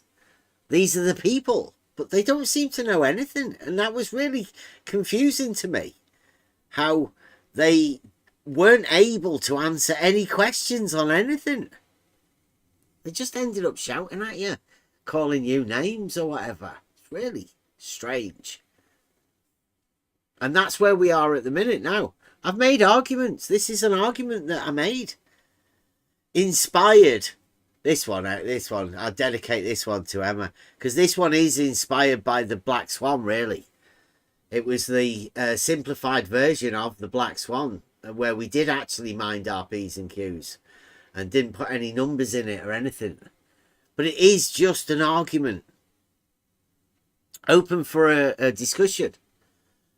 But be careful who you're talking to about this argument. Particularly over there at the 24/7 arena. After that, I wanted to just an argument. So the arguments have been around for ages. Jeremy, you're hot micing. I'm not not right, hot but micing. You brought up your argument, but then you explained this whole thing about this AI guy and his views. So I just don't know where we're supposed to go with that. I mean, well, just so you know that, right? If you think that it is a consequence, there are people out there that think it's not a consequence. So, I mean, not only do you have to argue or talk about, have a discussion about the conclusions, you have to have a discussion about the antecedent consequent relation, whether minding the P's and Q's, right, within the modus tollens, and that may be a little bit tricky for some, right? Is AI, is he a flat earther or self-proclaimed? Yeah. He's not here. He's not here. I don't know. But can we just carry on with the thing I was going to go on with? I was kind of being sarcastic when I said I was so glad he told me all about AI. But right, so this is what may as well note as well to anybody listening. I can put all of these things together, right? The discussion about this argument with AI and the things that he said. We do have the receipts for all of that sort of stuff. So we can build up this case because we are pretty precise with our arguments. And these are my arguments, right? And I'm willing to put them out there for other people to discuss them. They're just arguments. But for the development of other people to make their own argument, it's good to have an example of a few arguments to see how you can build a case for debate or discussion or whatever. You just build these arguments together in succession, proof on proof on proof, using Euclid as a guide, right? make arguments. It's pretty simple. And I'm going to be doing that. And I think this is one of those things that we will be doing on how other people, rebut arguments. Because these arguments are up there for people to discuss as well. I mean, so you may as well have people who try and discuss about the P and the Q statement. It's worthwhile doing anyway. So there are, lengthy videos, and it'll mean me going over these sort of things. So probably water would have, if Earth is spherical, water would have to be curving. So the argument says yes. But yes, water at rest would have to be curving. Level, that means level would have to be curving, right? Oh, is that what it says? It doesn't say that. It just says liquid water at rest. Is water at rest level?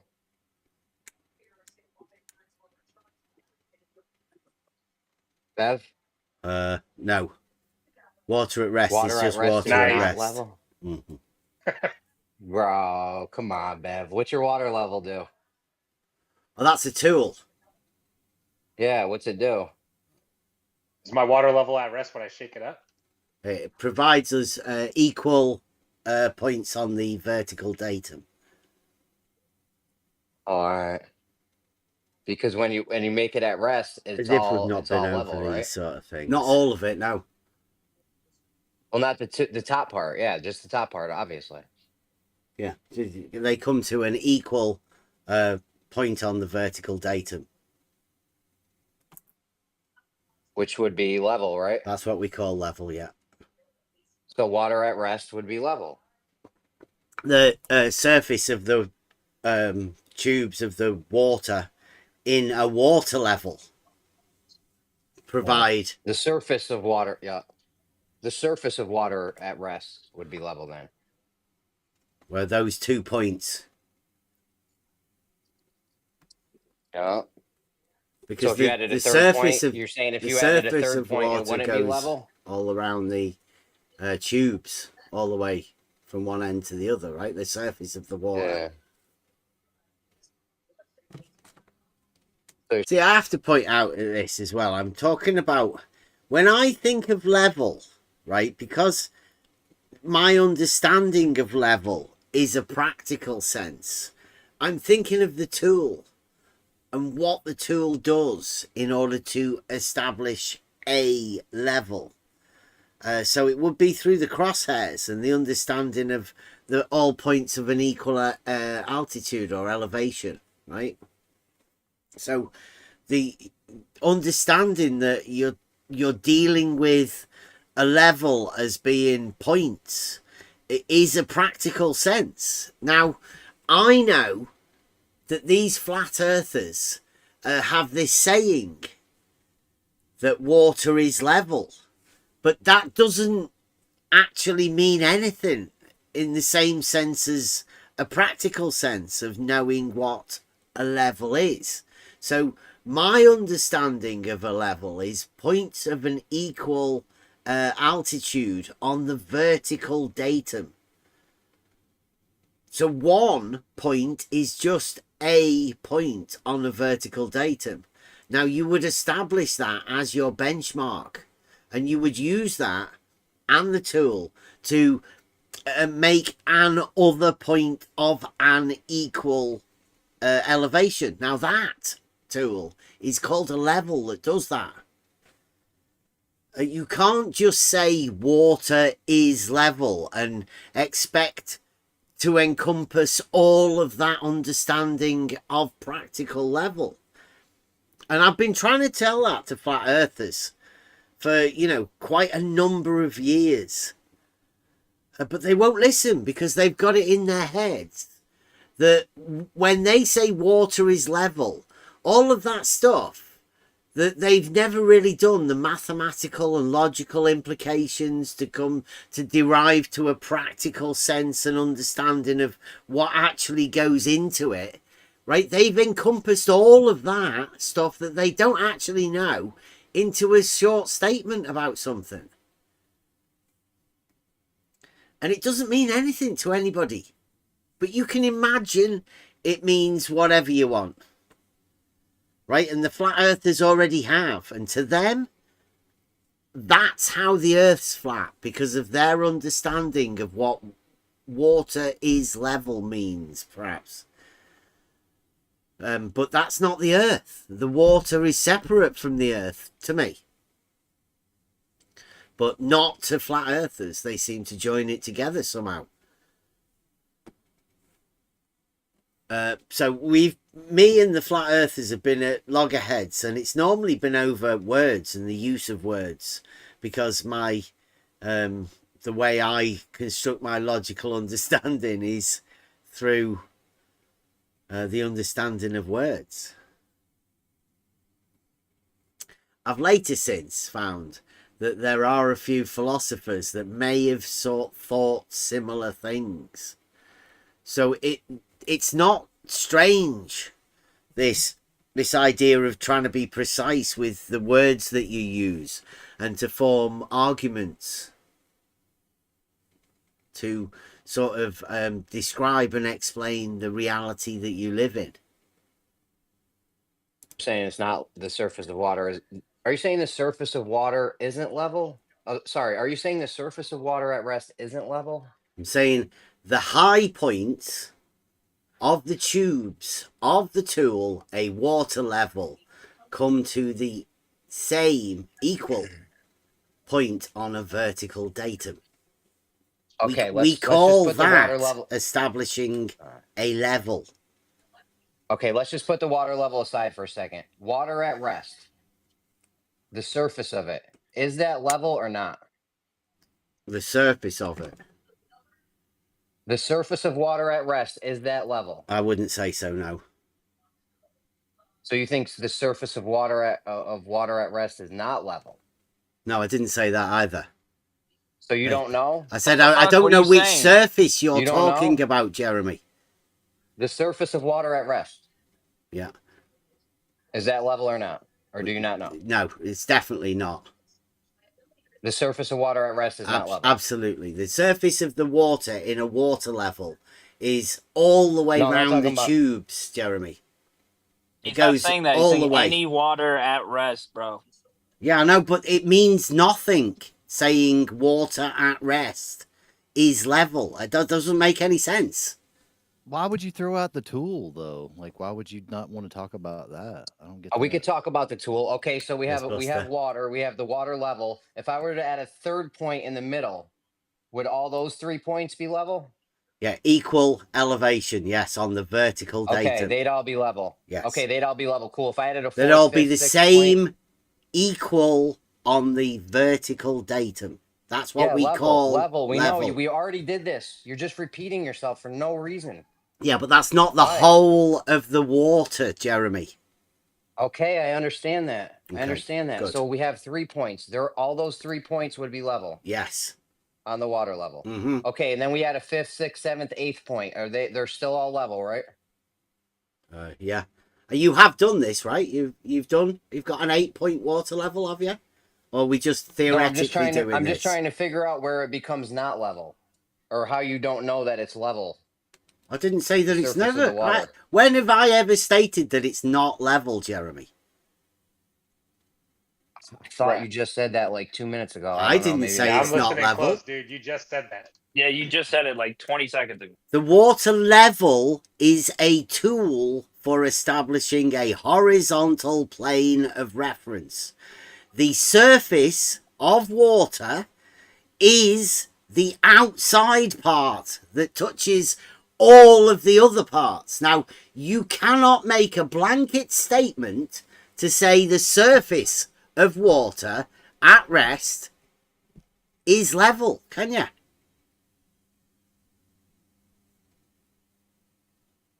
I absolutely could. Okay. Yeah, I don't see why not. And what's that got to do with the argument? What argument? What are you talking about? The argument that Jeremy asked me to state was, and it states, the surface of liquid water at rest must curve. Okay. Okay. I heard that. Right. Now we're on to the next thing about water at rest, the surface of it being level or not. Yeah. A water level, in reality, is a tool that we use. It's called a water level, and it establishes a horizontal plane of reference. See, the point about this is about the surface of water at rest is all the way inside the tube. Right now, since it's a water level and we have like hundreds of meters of whatever of water inside a tube, all of the surface of that water is actually curving. It's touching a curving tube that goes all of the way. But we're not talking about that surface. We're talking about the horizontal plane that's established by the water level in this argument. That's why I use that.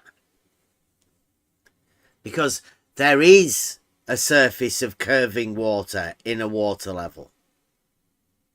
But that's not what this is talking about. This is the not that is about the horizontal plane that establishes the water level.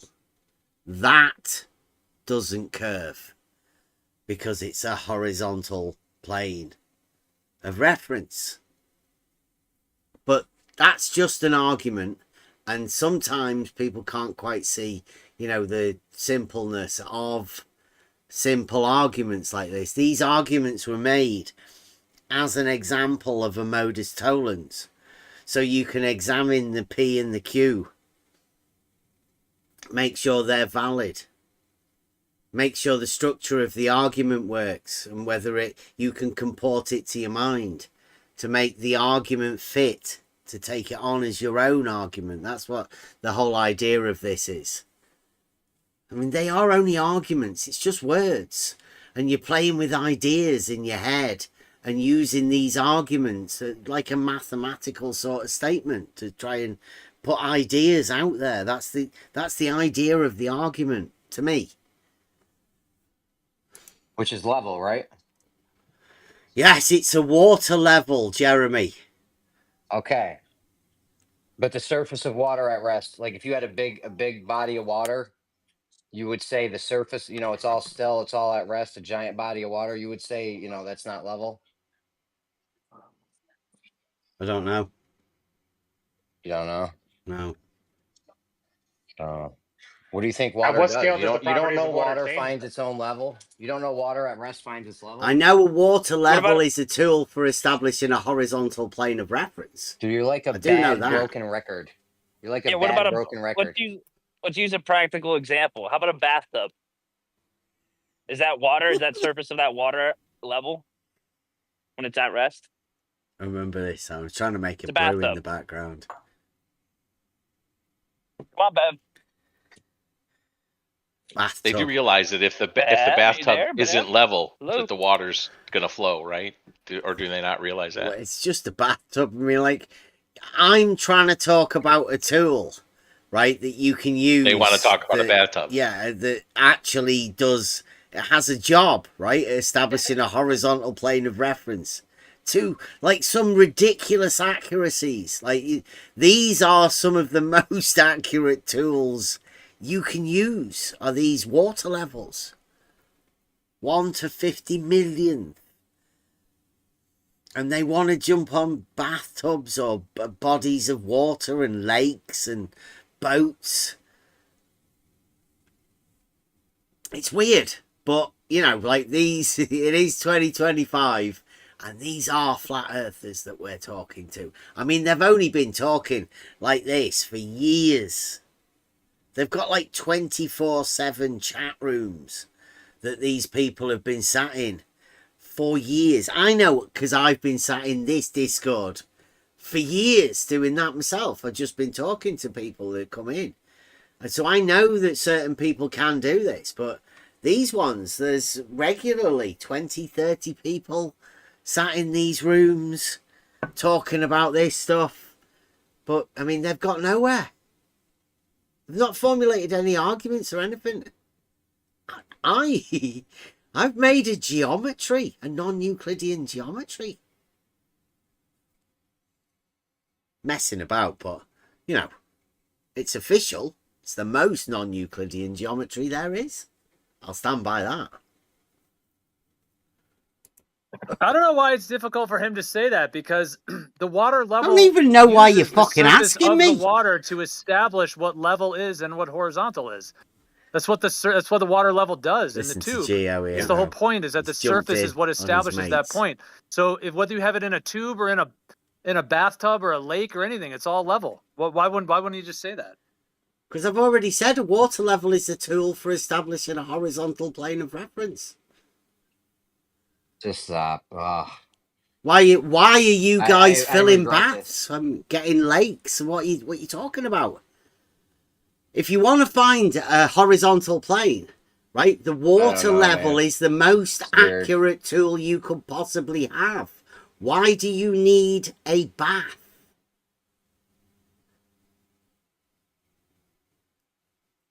It's gone quiet.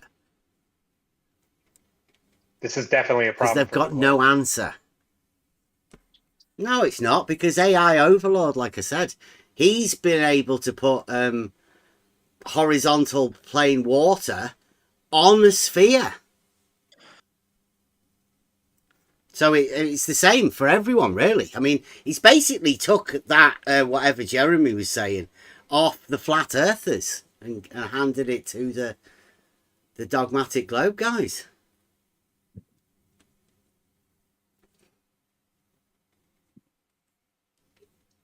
But these are only arguments from reality, right? They're just arguments that are made. That's the whole thing we got out of this.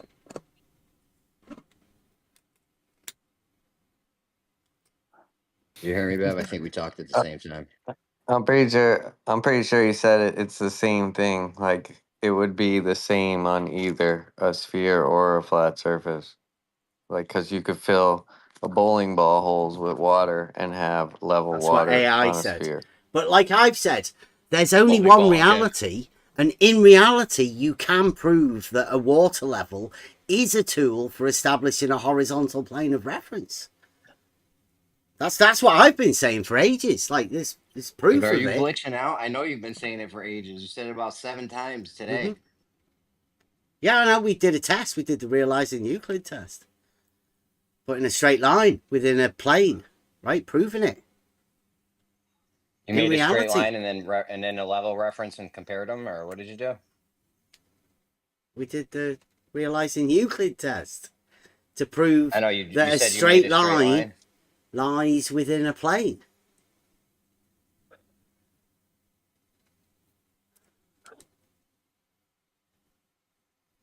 You know what tool we use to forget a straight line? Because the tool that I know for a straight line is a water level, because it establishes a horizontal plane of reference. That's the straightest thing that I know that we could ever make in reality. So, of course, I would use a water level to be able to prove within reality that a straight line lies within a plane. Wait, why, though? Why would you use a water level? Is it because water at rest is level? Because, like I just said, it's the straightest thing that I could find in reality. A horizontal plane of reference. Right. Yeah. Like the surface of a pool or a surface of a bathtub, like it's flat. I don't understand why, like, or the holes of a bowling ball. It gets ignored that there's this tool, and this is what baffles me. Like from 4 or 5 years ago, like I went out, like I ordered an actual tool. It has like a the dog's bollocks. Buster's got the best fucking water level ever. It's got a reservoir. Stop making water. them. There's a tube that you can extend as far as you want. On the other end, the tube goes to this measuring tool, and you can, like, you use it as a tool to get that plane that you're, looking for. Like I've used it multiple times. Like, let's say you got 4 posts, and you want to cut them all off in that same horizontal plane. You'd use that tool to establish that plane. And I wouldn't build a 40-foot diameter pool to cut those posts. I'd use that tool. How the far reservoir, apart the tube, and But do you ever take it and drop plumb bobs along the way and check measurements from Well, top if you and want to talk bottom? about plumb bobs, that's a whole different story. Because I do know How about far that apart are the too. posts? How far apart are your posts? The first, like for me, like I used it practically. It was let's see, was within the ceiling joists, 16 foot. So, in the proposed Earth curvature, how much deviance would there be over 16 foot across the surface? I don't even know why that would matter. I was just using the tool as to get the plane to cut the post at the same height so that the ceiling joist would be level. But isn't that important? If the curve is so fucking slight and in any sense we can measure it. Do some maths if you want, but you'll find that Euclidean geometry is practical in use locally. Oh, I get that. And I would suggest possibly that 69 miles may be a local measurement. Possibly. But I mean, I don't know, because there's a lot of people that don't seem to know what local is. But don't they? Doesn't a distance like that yield reciprocal zenith angle differences? I mean, this is the whole point. You know, we can live in a world where at He some said resolution reciprocal we zenith just angles. cannot tell one way or the other. You do you? I know for a fact that a water level is a tool that establishes a horizontal plane of reference. I know that for a fact. How do you know that? How do you know that? Because I've done a test to prove that a straight line lies within a plane. Are you absolutely certain? Absolutely, the world yes. is not curved. How? How can you be absolutely certain? Because I did a test to prove that a straight line lies within a plane. What test was this? We call it the Realising Euclid Test. Oh, come on! You can flesh out your test, surely. Yeah, it's a. Did you test? It's a test. This to, is some classic shit. This act on the principles of Euclidean geometry. Book 11, Proposition 1. A straight line lies within a plane. The invites out. You might want to listen to this. Practically what you great. did. I did a test called the Realising Euclid Test. It was gone. We went over it ages ago, right? Like years ago. Why would it? If you can't. If you've missed it, if you can't explain to me practically, methodically what you did, then why would anybody take you seriously? You don't have to take me seriously. I mean, that's up to you. I mean, that's true. I don't know whether anybody could actually explain anything to you about anything. Like, have you never heard of the Realising Euclid Test? You're not prepared to engage. Have you never? Can you see in the live chat? Can you see in the live chat? It's a question. I'll have a look now. Go on then. Okay. See this. Live chat, Bev. There you go. There's a shared straight line segment with something known as vesica Pisces. Right, that shared radius value for those two circles is a geometric principle that shows that that has to be a straight line, obviously, because it's a radius. But it's shared between two circles, right? What is it? What are you showing me, Bev? What are you actually showing me? That GIF there, can you see it? Because that one's I can see two circles moving together, coalescing. Okay. Apart, but what is this actually showing? Here's the proof. Watch this. See the two circles? And then see the water levels. Watch how they match up. Look at that. Shared straight line segment. Bish bash bosh. Okay. Two water levels. Okay, this is an animation. What are you showing using me? Geometric principles. Right, for the proof of the straight line and the shared straight line segment, and then applying the tools, the practical tools from reality, the water level, and using them, putting them together, meshing the reality of the water level, establishing a horizontal plane of reference, with the geometric principles of the shared straight line segment. Bev, this is a lot of noise. Where is the water line in this diagram you're showing me? The water levels, can you see them? There's 4 points on them. Exactly, dude. It's called the water line. You haven't got a water line in this diagram. Oh, it's not a water line anymore. Yeah, watch your language. Look what Bev has shown us. What's Bev shown us? The one that says I would bet it's proof just of the surface straight. water. That one. Can you see it? Or are you still looking at the proof of the shared straight line segment? Shared straight line. Okay. Right. Move down to the next one. Move down to the next one. There's another one that says proof of straight.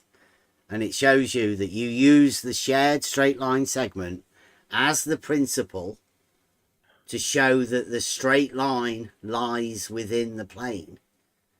And then we implement Bev, this is water an levels. animation without any information other than just an animation. What's he showing me, Been Bev? drinking, right? Come here. It's showing you the water levels. Good for you to try and practical test like this that's done in reality that we call the Realising Euclid Test, and it's a proof of a straight line lying within a plane. With using water levels. It's lots of fonts. It's lots of fonts moving around and some circles. Come on, Bev. Where's your information that you can share to people in a document? It's there. So it's there in that little you GIF. Can't get away with Bev. You can't get away with the animated memes in the 21st century. Can you understand the proof of the shared straight line segment within geometry? Do you understand that? No, I can't understand. You can't understand I don't know what you're talking for. Words. He's not a very good representative for this one. Bev, you got words scrolling around and graphics scrolling around. Yep. What does this mean, Bev? Have you been drinking? Have you got double vision? Been drinking? No, not got double vision. Okay. I'm watching a video. It says proof. That scrolls off. Proof of straight. Straight. Yes. Yeah, like truth prevails. It's like two British AIs arguing with each other. It's wild. This is some sort of graphic, Bev, write it down. Write some numbers down. Put it in a document. What numbers? What numbers do you want me to write down? It's a proof of straight, remember? Geometric. Okay, Bev. In reality, what numbers do you want? With this 4-second animation, Bev, you crashed all of science. Congratulations. There's nobody needing to crash science. It's just straight. What's the problem? Well, do you not believe that the water level is a tool for establishing a horizontal plane of reference? Or do you not believe that the Vesica Pisces and the shared straight line segment? What's just straight? What is just straight? A radius. A radius can't be straight. That's not what a radius is. What do you mean a radius can't be straight? Did you just say that? That's correct. Yeah, Paz. You did just say that. I mean, are you sure this is the right guy? I'm not. Right, so this is over at Geo's, and we're trying to talk about a practical test of something that we've done in reality, and they've got a drunk guy talking to us that says a radius isn't straight. Right? Now, where's the credibility for anything in these rooms? What have they been doing there? And what is that guy talking about? If he doesn't understand the basic principles and he's been drinking heavily. This is Geo. The guy that's willing to ban people and get all offended because you've told him about a false dichotomy. See where Geo comes in. If anyone's drunk, please don't VC. Open your mic at all. Okay, so you're saying the Earth's not straight. The Earth's not curved because the radius is straight. Is that what No, I'm not saying that. No. That's not what it says. Proof of straight. What does that mean, Bev? It's just a proof of straight, right? In reality, if you wanted to prove straight to yourself, you can't say the same obviously three you words couldn't do over and this. over, Bev. You're gonna have some substance to some substance behind the statement. Bro, you asked the same question with the same 3 words over and over again. What are you guys confused about? It's pretty clear. Okay, he's got an animation of some wiggly lines and proof scrolling in, straight scrolling in. The wiggly lines are just the you. water level. That's just the water level. He's showing you how you establish a straight line, dude. Like, why all are it you is. lost? Is he? He's like, look at the concepts. Yeah, he's giving you the geometry with the circles. Do you think this And Bev then is he's crushing snapping up. you think that It's Bev not is crushing crushing the current anything. vernacular of reality It's just with this something that you can animation? do in reality. How do you say Nothing's that, getting bro? crushed, mate. Right, I can't. This is one thing that I think we need to talk about. Like, it's just a proof of straight. I don't know what the problem is. Nobody's claiming it's groundbreaking or anything. It's just shit that you can do in reality for yourself. Yes, it may be a bit extreme to challenge yourself to prove straight. But hands up, I did it. Right? Somebody challenged me by calling me a child abuser. So I thought, you know, I may as well actually prove it and then see whether he still thinks that. But he's never talked to me yet. I don't know. Hoping at some point in time I might be able to deliver this argument, proof of straight, to the guy that accused me of being a child abuser because of it. See what he thinks. But these guys don't even seem to understand that. It's just a straight line. It's no big deal. Geometric concepts in reality. Wake up. Things you can do in reality. Like, just like measuring an angle to a light in the sky. No big deal. He's showing you how to establish straight. That's it. Bev, are you building a worldview on this 4-second animation? No, it's a test I did like 4 years ago. He's just showing. That's just a gift to try, and my best. Obviously, there's nothing much that's going to help you. Where's the data? Where's the assertion? Where's the hypothesis? Where's the data that a straight line is actually curved? This is a meme, Bev. This is a scientific experiment. No, it's not. It is just a gift, right? It is just a gift. I agree, Electric. Where is the evidence that a straight line ever curved? No, Bev. Where's that, He's going to ignore that. Bev, how does this 3-second animation of scrolling text fit into the scientific method? How? How does it Which work? one are you talking about? The one that was posted at 7:16, shared straight line. Bro, No, what do shapes have to do with science? What has he posted since then? Nothing. You're going to science, man. He's posted geometry. nothing since. Hang on. Since the animation, it says proof of straight line with those of wiggly lines and animations. He's posted nothing. That's a water level, Fazza. Ignore the wiggly lines. Those are two, just the water level. 2 water levels, listen, right? Listen to what I'm asking. Like there's 2 circles Is this with a shared straight line in the middle. I'm going to try one more time, then I'm going. Okay, right? How, Bev, is it a demonstration of the scientific method?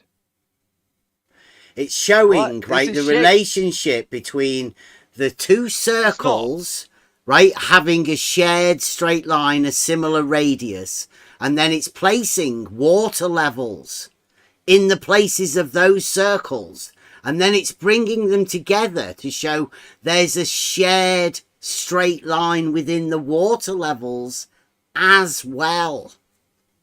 What does this mean, Bev? It means that the water levels being established in a horizontal plane of reference, right, can be used in a geometric sense in reality to do just this test. Like, you can do it yourself. This is just the principles of the idea of how you can relate something in reality to the geometric understanding. In reality, you can do this. That's all it is. If it's a little bit too much for you to understand, I mean, that may be, you know, but I'm trying my hardest to try and make this clear for people to understand. But Bev, what is it? We're gonna It's an animated GIF. What is it? I'll leave you boys to it, because clearly Bev's animation, which has got T-shirt logic in the corner, proof of something else scrolling in, circles moving around, a profile of some sort of contour system, no data, no facts, no assertion. Broke your mind, bro. If you're I know there's a lot of information in there, isn't it? It's like slapping you in the face. I know.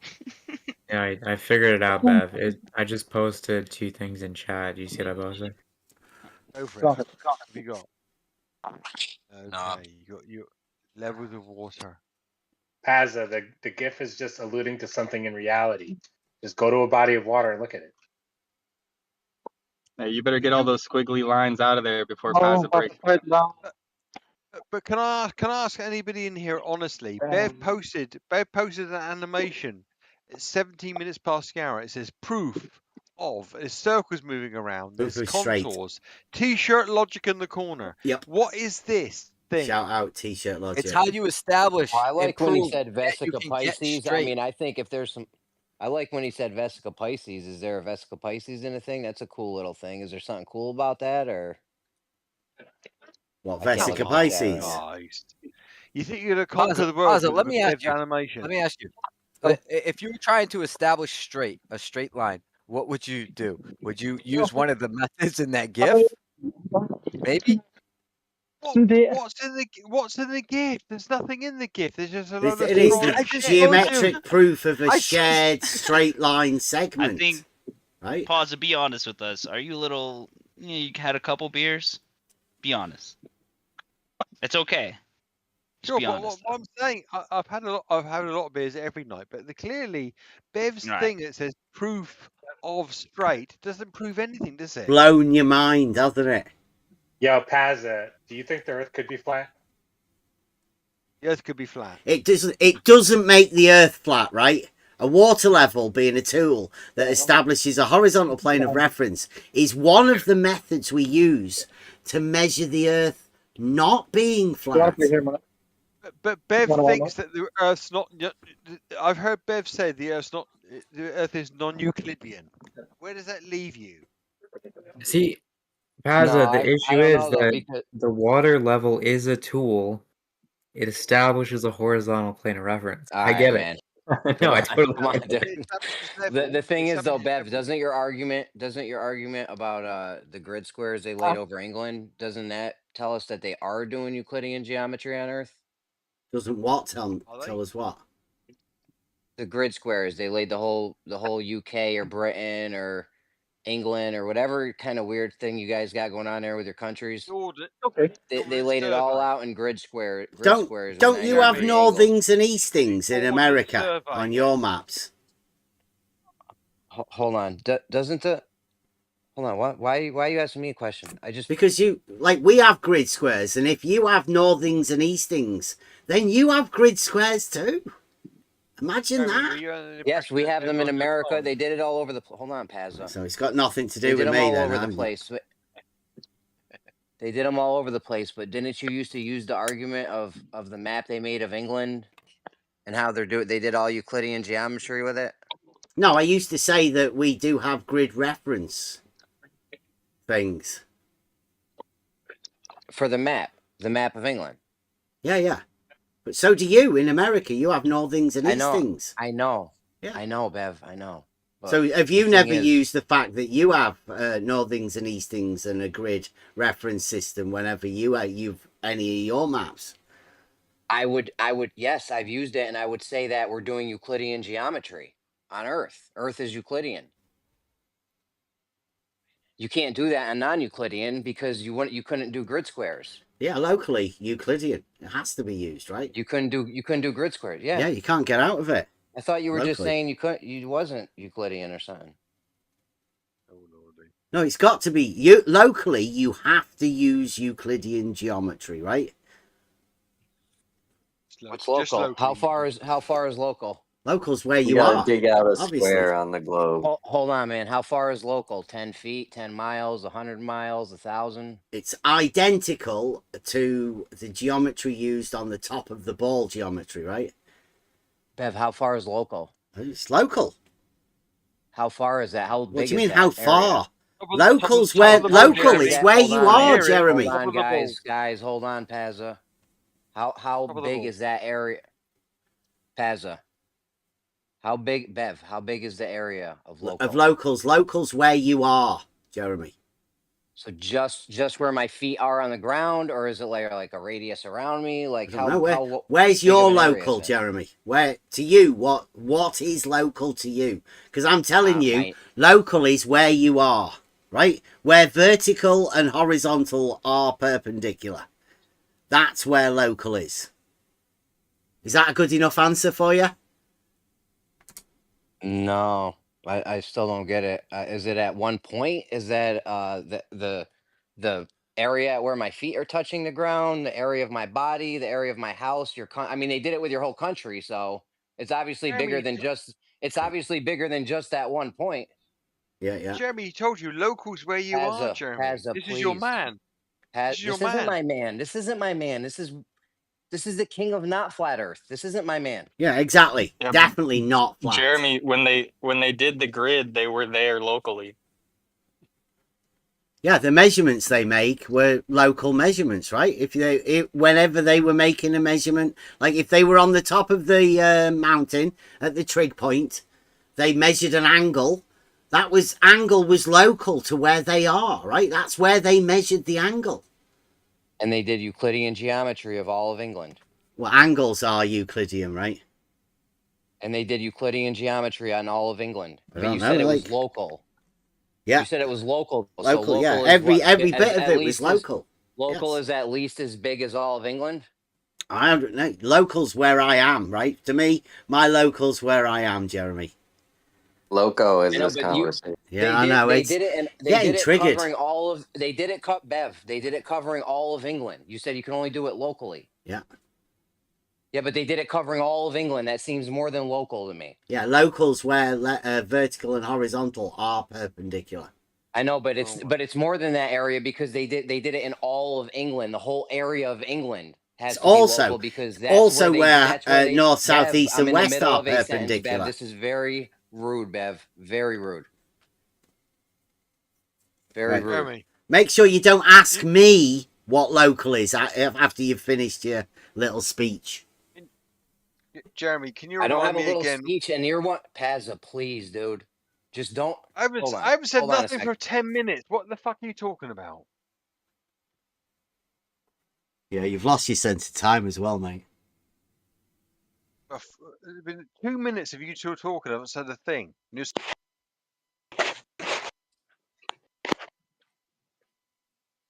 All right. So local is obviously all of England because that's where they did the Euclidean geometry at with your grid squares.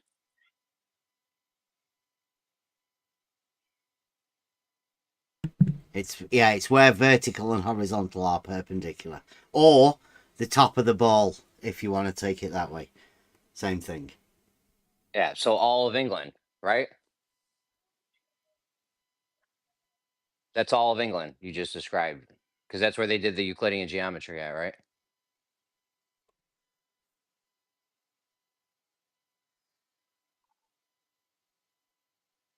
You get wrapped up in these stupid word games you play and shit, Bev. No, Bev is going for 100% win in this argument. There ain't no win. There's no win in this though. This shit don't even make sense. You think that shit was funny though? We paused and broke on 3 fucking words. You can't make sense out of this, Jeremy. What is this? I'm on board, yeah. I think it's It's brilliant. the wiggly lines. What is this? Bev. What did Bev say? That's wrong. Nothing.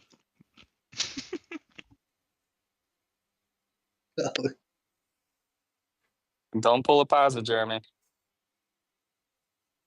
No, seriously, guys, if you're drunk, don't put me in a position or Geo in the position. Just don't open your mic. At least if it's tense, if it's intense, you know what I'm saying? If we're kicking it and just chilling, like go ahead, you would have a couple beers. Unless you're sloshed, just be responsible. Yeah, he went full on AI overlord. It was fucking great. Dude, I don't know. I don't even know who that is, man. I heard his name before, maybe a couple times or something. Like I don't know. That's your boy, or can you imagine somebody? If I was to say that, if the Earth is a spherical object, then the surface of liquid water must curve. That's the P and the Q, right? So you can mind the P's and Q's. Make sure that it is a necessary consequence. And he said it wasn't a necessary consequence. And you realise the implications of that, right? You don't even know if the surface of liquid water is level or not. So I don't know what we're even going to talk about. Who said that? Like what? Or did you say it definitely wasn't? You said it definitely wasn't level, the surface of liquid water, right? Well, I said a water level is a tool for establishing a horizontal plane of reference. Oh, God. We got it. Is Beasticle still here, or did he? Yeah, I agree No, with I'm that. here. I'm here. I agree with that. I think it's brilliant.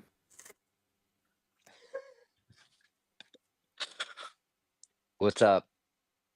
Yeah, so the water level is a tool that establishes a horizontal plane of reference. The only response is that 'tis globe. That's all. That's the only way you can respond to that. 100%.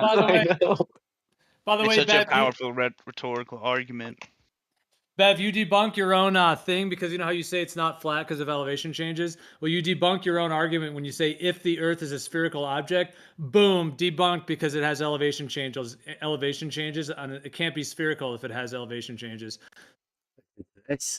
So Geo has made his own argument, right? Inspired by this argument and the one that he imagines the other argument is. He's come to this conclusion to make his own argument. I mean, it's genius. But, like, watch how scared he gets. Just made an argument, Gio. Right? So actually, you debunk your own little Morris Collins. Yeah, there's you multiple debunk your own ways. thing in semantic games that you play. So you saying as well then that the Q isn't a necessary option, right? Or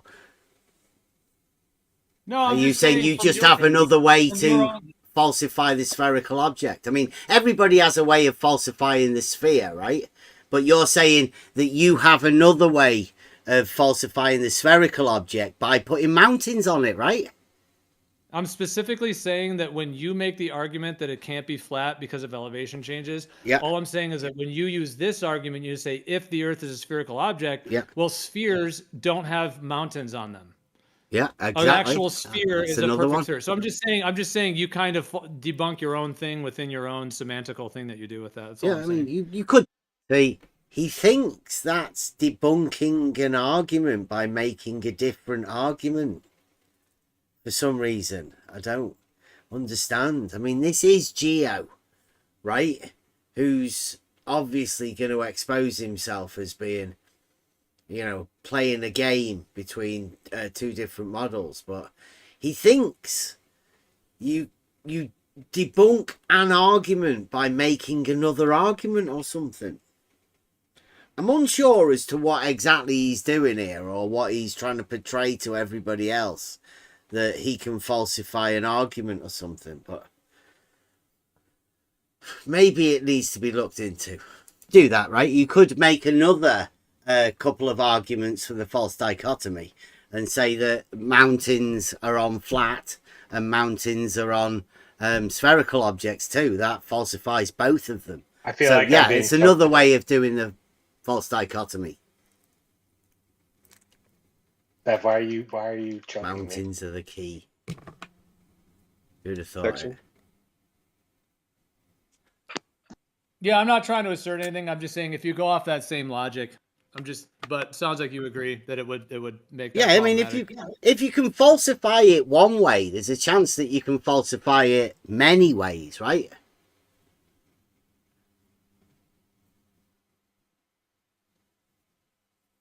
I mean, that's why we use logic, particularly the modus tollens, right, to falsify claims, mainly bullshit claims made by people.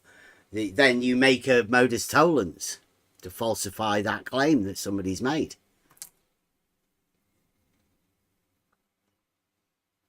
Like if somebody says that the Earth's flat, you can place that in your initial P statement.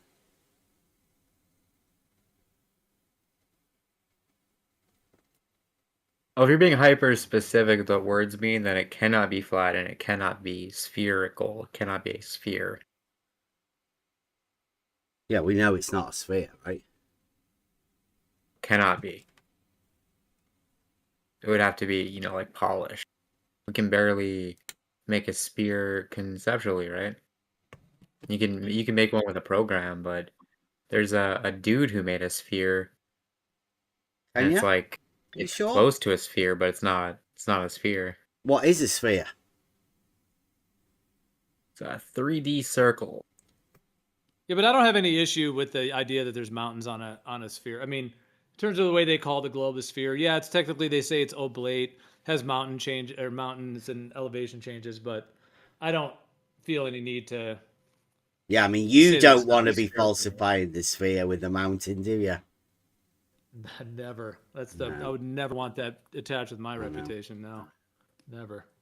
That's just a semantical nitpicking thing that is not useful. Yeah, what would Toon say? I have no idea. Oh, you mean that? Yeah, he would say the Earth's a sphere even with mountains and elevation. Yeah. Well, because it's still a zoomed out, zoomed in thing. I mean, I don't think he would say it's a sphere. I mean, it'd be foolish for him to say that it's a sphere because we can prove it's not a sphere, right? Unless you want to allow people nitpicking little semantic arguments about, you know, the difference between a sphere and a not sphere, and you wanting to allow a not sphere to become a sphere because it will be reciprocated, right? Because McToon will go, well, yeah, Geo, all right, it's all right. We know it's not flat, but I mean, we can say it's flat. If you say we're allowed it on a sphere, then we'll allow you with the flat.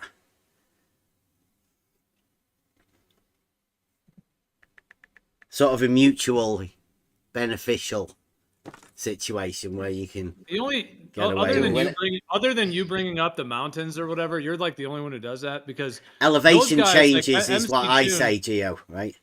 Yeah. And the only thing that guys like MC Toon would say is that it's an oblate spheroid and not a sphere. They say it's oblate, so that's the only thing that's why my argument, this one about water, does a spherical object. It doesn't say sphere because we know it's not a sphere. That was one of the things I got with QE, right? With his Black Swan argument that he fooled the flat earthers with for years, that you decided you didn't want us to question him on. That argument. It falsifies a sphere through a fallacious use of modus tollens. Right? But everybody knows it's not a sphere anyway. So it's a meaningless argument. Yet still touted as the #1 proof of flat earth by some people. In fact, I heard somebody berating all of the other flat earthers for not using it correctly earlier. Oh, I've never claimed that. I think Battle of the Beams might be the best proof of against curvature, falsifying curvature. Curvature of what? What's that? Curvature of what? Exactly. It just simply does not work if there was curvature. It's ridiculous to even conceive of the idea of a straight line having curvature and then you being able to measure a curvature of straight, right? Well, Bev, with that's definitely not what you're attempting to do, is it? Or is it? Well, you've got line of sight equisignal radar, right? And if it was curving, You wouldn't have an equisignal line of sight. Are you saying that the straight might be curving? It's technically not radar, but yeah, it is line of sight. Oh yeah, it's radio waves, right? It's not radar.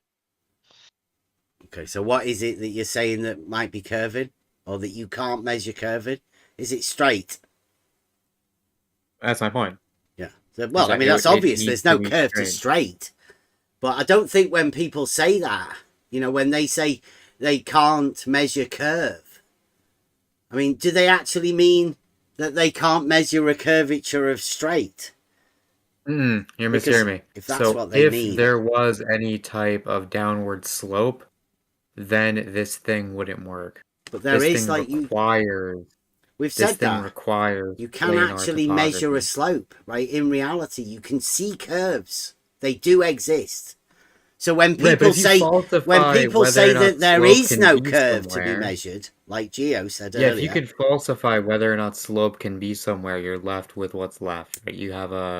You falsify, you know, the contrary. If you say it's impossible for there to be slope, then there is no slope. Isn't slope just a downward straight angle? There is. Rise over run is how you determine a slope. Right? There is definitely a slope. That does exist. Can be measured. Nobody's contesting whether there is or is not a slope. A river, if Tora's around, it works on the basis of elevation change, right? And the water flows downwards because of this elevation change. That's a slope, a gradient of the water, right? So snakes. So if you were to actually try and measure drop over distance, then would you have to measure the vertical between your initial horizontal plane that you established? Yeah, like differential leveling. Differential leveling, right. Yes. So, but it would have to be a consistent drop over distance, right? Well, if you wanted to have a measure of drop, if it goes back up in any way, shape, or form, horizontals that are parallel, right? Yeah, if it goes back up in any way, shape, or form, then that would make curvature impossible. So if there is topographical elevation changes, the curvature of the ground curving away from a central point, right, like a sphere does. Central point where? On the surface. Anywhere on the, actually not a central point, just any point on the surface. If you were going to go a distance away from you, if you established a straight line segment, right, like, or if you established your horizontal, right? Yep. All you would have to do horizontals, is keep going in a straight line. Horizontal is straight, right? Right, yeah, exactly. And keep going. At least your understanding of straight, right? Right. What we can actually do in physical reality. Yeah. Could you prove that straight? But if could you prove that is straight to a degree? To a degree. Well, a degree is an angle. So you want to prove straight to an angle? No. I meant there's like an error margin. Okay, an error margin of straight. Not straight. No, I'm saying whatever tool you're using. Yeah, but you realize that straight is like a binary thing. It either is straight or isn't straight. And you're saying you want to add a margin of error between straight and not straight. And you want to call the thing that you're not going to have as straight. You want to allow to be called that straight within your margin of error. Is that what you're saying? Kinda. Okay. I mean, so that's why I was asking you. Could you prove straight?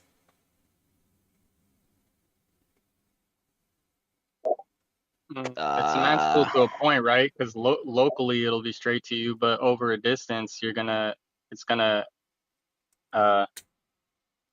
expand on that difference.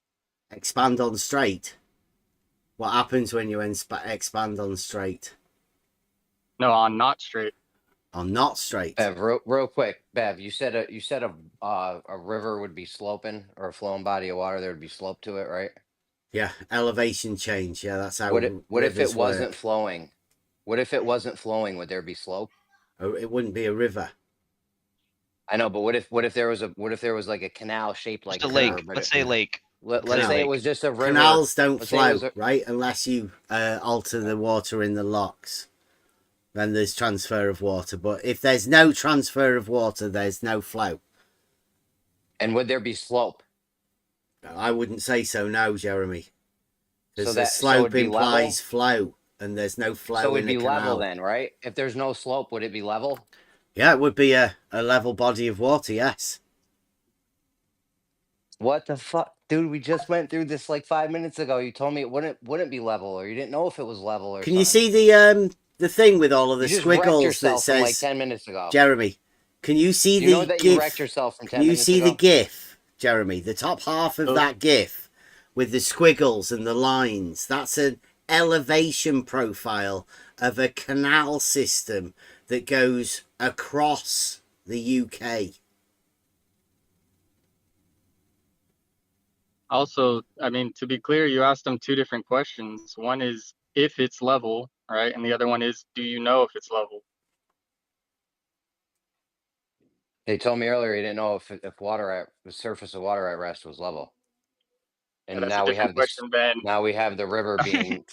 Now we have the river being level. No, we don't no have slope. the river said it was being level. Sorry, the not river. The canal. The canal, the not. Yeah, flow. but you. Yeah, but you told them it's level. Not river. The canal is level. It's on all of my arguments. It's there. The profile of a canal is there. And why were you fighting with me before? Where you were? I wasn't trying to say, fighting like, with it you. Wasn't level. You were He's just telling me it being wasn't very level. strict with what he's saying, Jeremy. He's Yeah, just I'm being, being true ultra to his precise. argument. He's being super. Yeah, that's Is just the what canal- he's doing right okay, now. is the surface? I'm being sort of which mathematical part with my level- words, Jeremy. Okay, which part on the canal's level? Which part on the canal's level? The part in between the locks. Is it the bottom part of the canal? Is the From top part? from Is it the surface each of the lock water? to the other lock, Jeremy. It's called a canal. Jeremy, where are you going with this line of questioning? So the surface is level, right? The surface is the The level part? canal is a body of water at rest. I know. And the which part is level? The canal, the top part, right? The surface?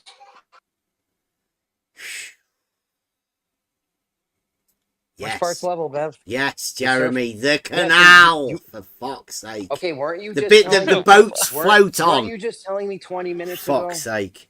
Weren't you just telling me 20 minutes ago that the surface of water at rest wasn't level, or you didn't know if it was level?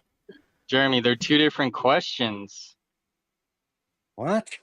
Not to Jeremy, they aren't. He has an inability to separate these things in his mind. He's imagined What's two they're different both questions? the same thing. Yeah, hold on, Bev. Before you start psychoanalyzing you're- me. I know, Bev. Wait, Before wait. you start psychoanalyzing me, though. No, Anchovy will explain Just it. now, Watch. you said the surface of the water at rest is level.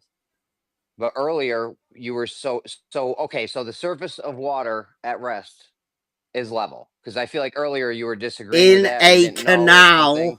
and a water level. A canal is just a extremely long water level in between locks, Jeremy. Yeah, I hope New Perspective cuts what happens earlier and what happened just now and puts it together so we can see the weirdness. No, he's being hyper specific about what water surfaces are at rest and are level. Actually, what are just level? Not all. Are you saying not all? You don't water? use a canal as a water level, because a water level is a tool that establishes a horizontal plane of reference. Now, the canal has a different purpose. All right, can I ask a question? Let me ask a clarifying question. I'm gonna try and word this properly. Do all undisturbed bodies of water, big or small, always have a level surface?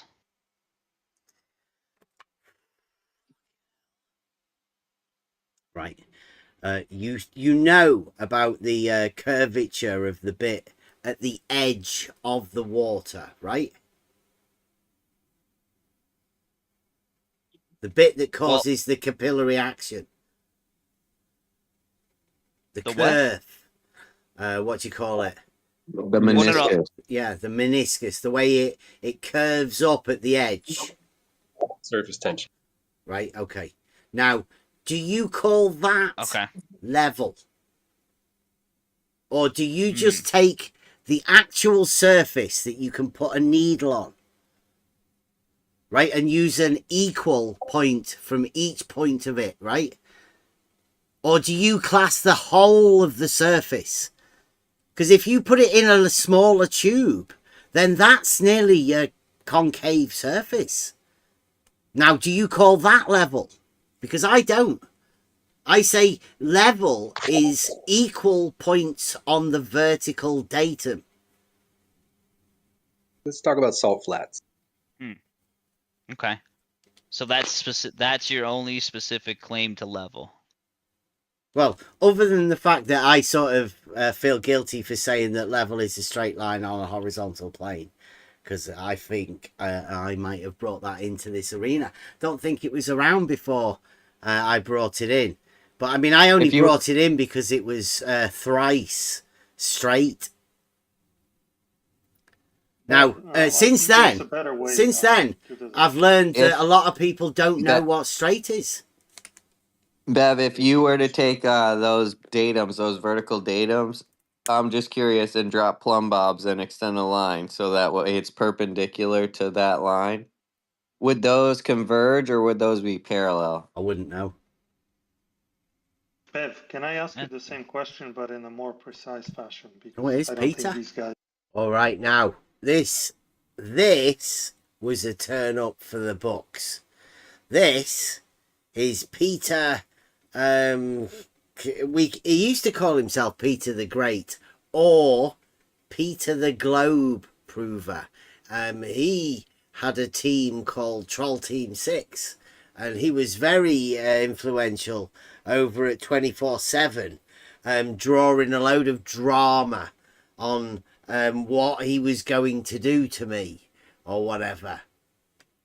So Peter, apparently, right, if you listen to whatever he's asking this question, Peter has gone from the globe to flat.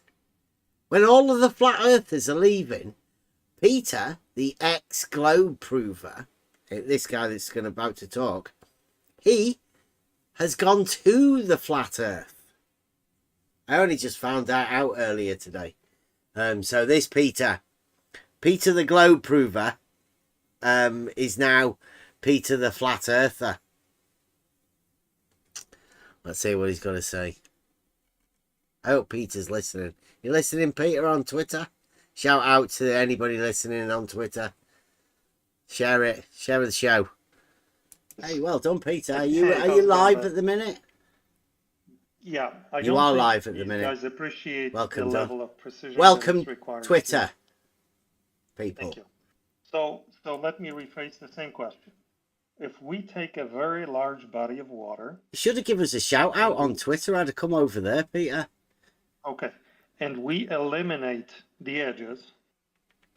So we just look at, let's say, the 2/3 in the middle of the. Can we just use a water level? Can we not just use a water level? We eliminate the winds and the waves and whatnot. A water level will do that. Under those circumstances, would the following be true? Would all the particles of water be coplanar on the same? Would the molecules of water be coplanar on the same horizontal plane?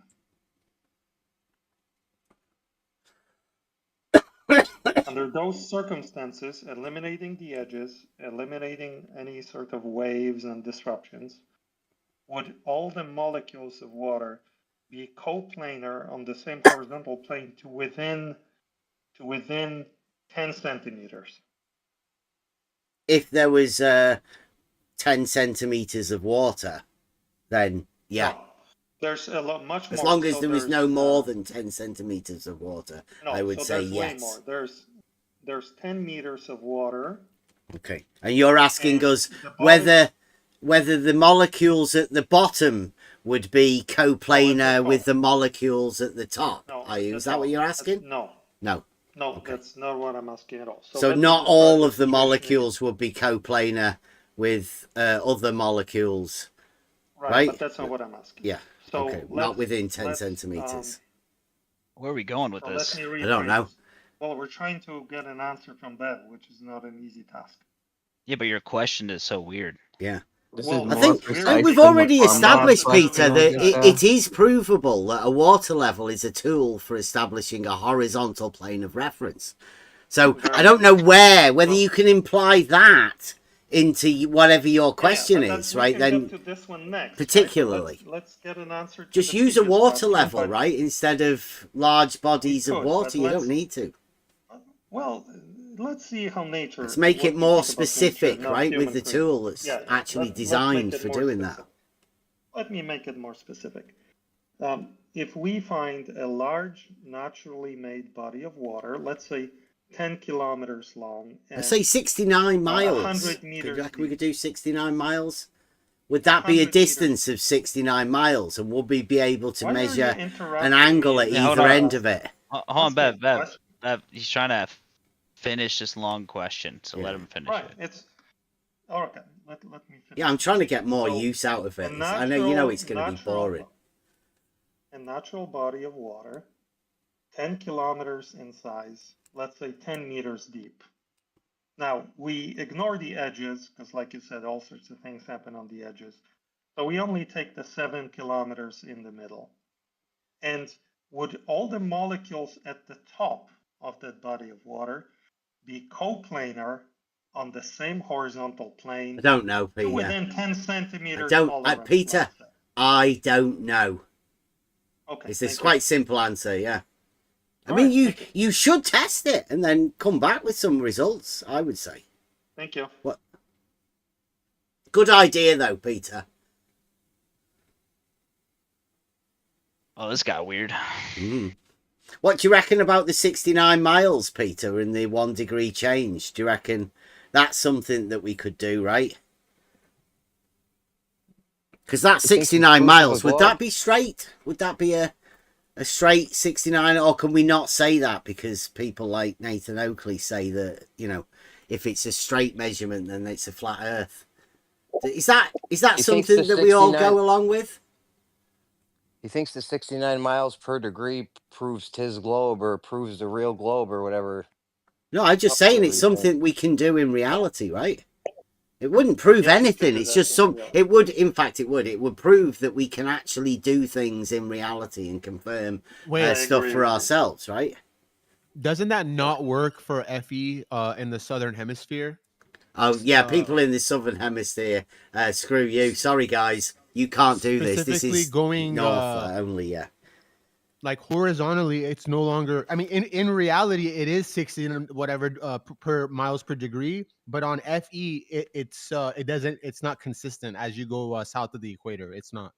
So it wouldn't work. Well, that'd be for up to people from south of the equator to do. I'm just on about the stuff that we can do, right? I live in the north, so I can actually measure these angles to Polaris and travel 69 miles. Yeah, but if you're making to a check. statement as truth, the truth would carry out for both sides of the world, not just one side. Yeah, So well, that's I mean, that's they'd why I'm have to. pointing that out. Yeah, well, anybody from the south here, What's up, if Mike? there Okay, is, brother. let's Yo. get them to actually use it.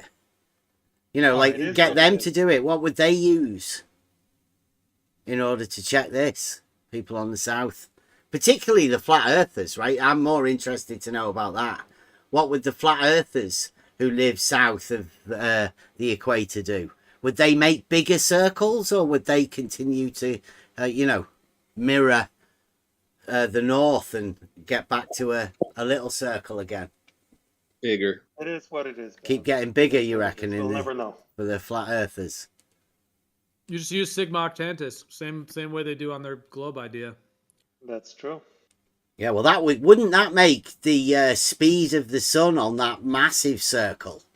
Because isn't that the AE map though that we falsified earlier, Gio? Hey, we don't claim any Those maps, circles, that's concentric circles. What's your claim, Bev? If that's your claim, I guess you could talk about that. Peter, yeah. Bev likes to talk to himself about his own claims, so he'll entertain us. He's like a self-propagating, LLM. Like he'll make a claim, then argue against it, then ridicule it. They'll make another claim, and we're just on about something you can do in reality, right? You're north, aren't you? You can see Polaris, See, here Peter. It goes. Here it goes. It's like one of those playing boxes that just plays music. Have you ever measured? I don't want you to dox yourself, but have you ever measured your angle to Polaris? Never. No.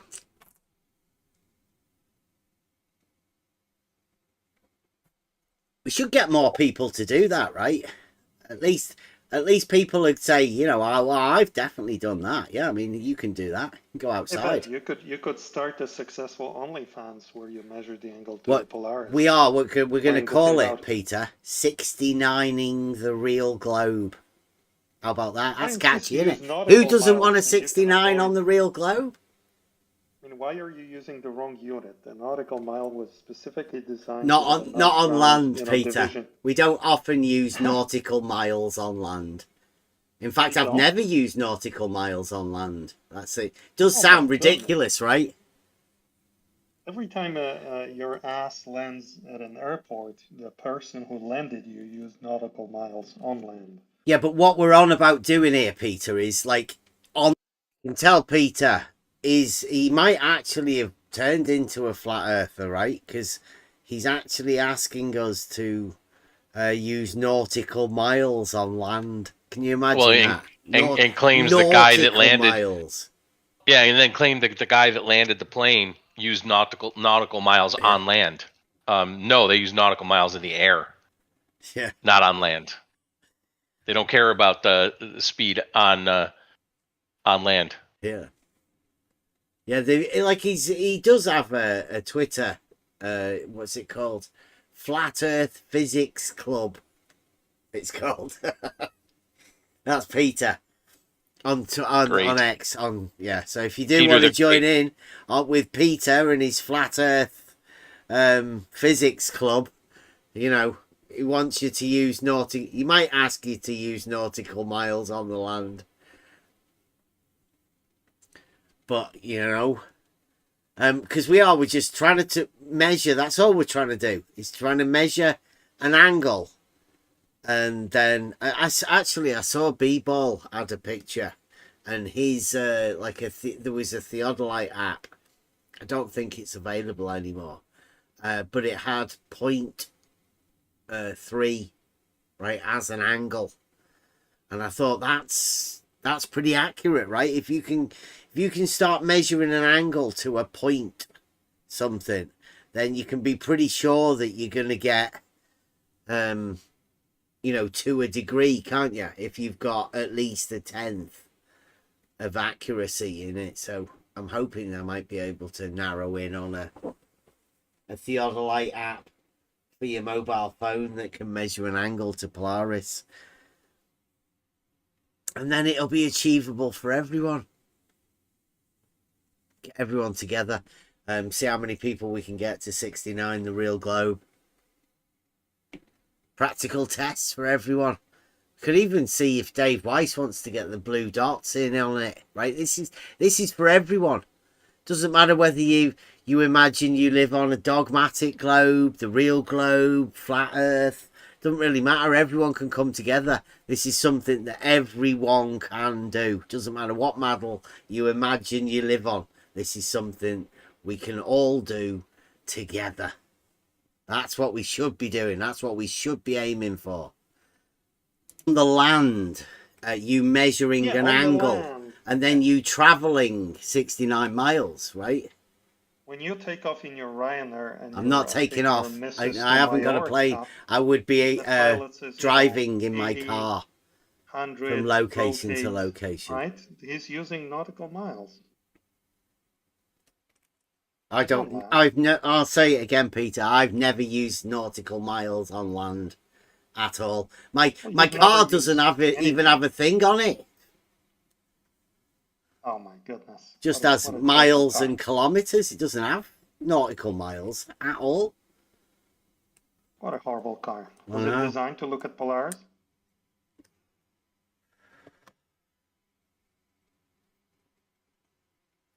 It's just the light in the sky, right? You can measure an angle to it. Were the planes you're talking about, were they designed to look at Polaris?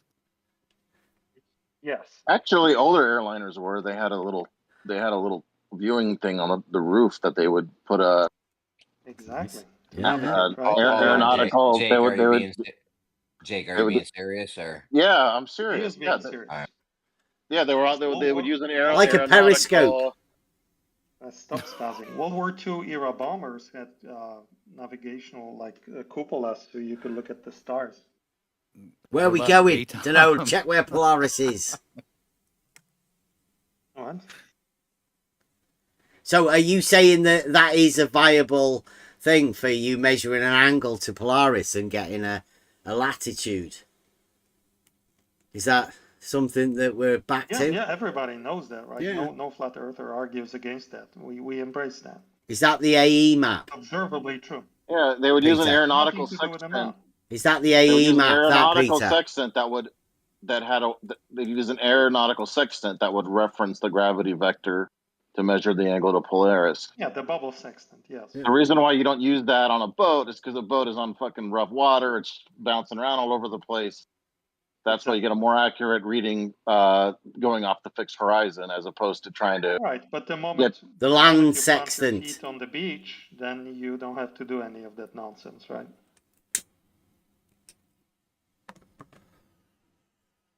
I mean, people navigated that way up through the 80s, really, until GPS became publicly available.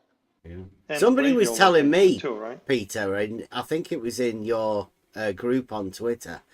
They were saying that there is a refraction sort of thing to do with Polaris of from 1 to 2 degrees of refraction. We're looking at it very closely to reconcile the 1 degree per 60 nautical miles. So with, if the there's observably flat Earth. a refraction coefficient sort of thing, a chart that says 1 to 2 degrees, when you measure your angle to Polaris to get your latitude, is that coefficient already placed in the angle, or is the angle not right? Do you have to correct that angle to be more accurate to the latitude, right? That's one of the things I'm wondering about. I think you're not ready Bev, for it's this not 60 conversation miles. at this He is point. ready for it, Bev. It's not 60 miles per degree or 69 miles per degree.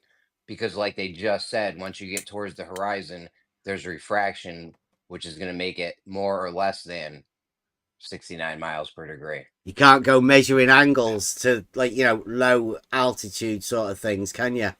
Like mountains and shit like that. That doesn't work. Sure, but navigating through most of the northern hemisphere, Polaris is not going to be at a low angle. Unless you're near the equator. Mm-hmm. Yeah, but I mean, I don't know how many people we have anywhere near the equator that could check the 69 miles. But it would be handy if there was somebody that could check that. Like 3. You've got South America and Africa. Yeah, you reckon Flatsoid would be able to do it? There's also the fact that Polaris isn't a stationary point and it's moving 0.7 degrees off of the which makes it even more North Pole. Yeah, it makes it even more strange, doesn't it? It's not going to be. Isn't that weird? It does make it more strange. See, I do think that this is a little bit weird, right? Because if, like he's just said, it was wobbling and moving, then how could you measure an angle to it and come up with your latitude if it was moving? Something not right there. Don't really make any sense. But I mean, Jeremy was the guy that said it was moving. So. But if you could verify that, right? I mean, this is what I was saying. I think I was saying this to Kev the other day. Like, do you actually have to do the 69 miles in order to confirm this, or is just measuring an angle and then checking that your latitude is equal to that angle? Would that be enough to verify if you were good enough with your angle measurement? Depends on your personal view, right? And how accurate you require your angle to be, and whether you can put any sort of reasoning ability to that, whatever it is that you're dealing with. It's up to you to put these thoughts in your head in order to make an argument, to make purpose of the actual measurement of anything. But Jeremy's coming up with statements about things that he's never even measured an angle, but he's using words to say things, you know, to cause complications. To me, that isn't helpful in any way whatsoever, except for people that want to use this idea of argument, but it's not really an argument, it's just bickering. It's causing complications, naysaying. That some people say that you can measure an angle to Polaris and that be your latitude. Yeah, you can. It's super easy to do. Literally every astronomer with an equatorial mount does that in order to get their equatorial mount lined up. Okay, yeah. So it is verifiable that there is a distance between each degree change, right? Absolutely. In fact, when you look at the manual for your telescope, it'll say set the angle. It'll say set the angle of your equatorial mount to your latitude, right? In my case, 33 degrees. I set it to 33 degrees. And then to get it on the polar axis, 33 you have a little telescope that's built into the mount. It's like a little sighting scope, like the pirates used to have. And you look through it, and you get Polaris lined up in that scope. And then now the axis of your equatorial mount must live near is perfectly aligned with Polaris. And now it'll track any object in the night sky with one axis of rotation. Is that like 33.3 or 33, just 33? It's on most equatorial mounts, you just have to be within a degree, and it will track it close enough. Unless you're using very high magnification, you have a wide enough field of view that any slight misalignment with the axis will still not allow the object to drift out of your eyepiece. Okay, now here's the thing. I've heard, because I'm trying to check all of this, right? We've got an argument coming, and we need to put a variance, right? I've heard a few different measurements.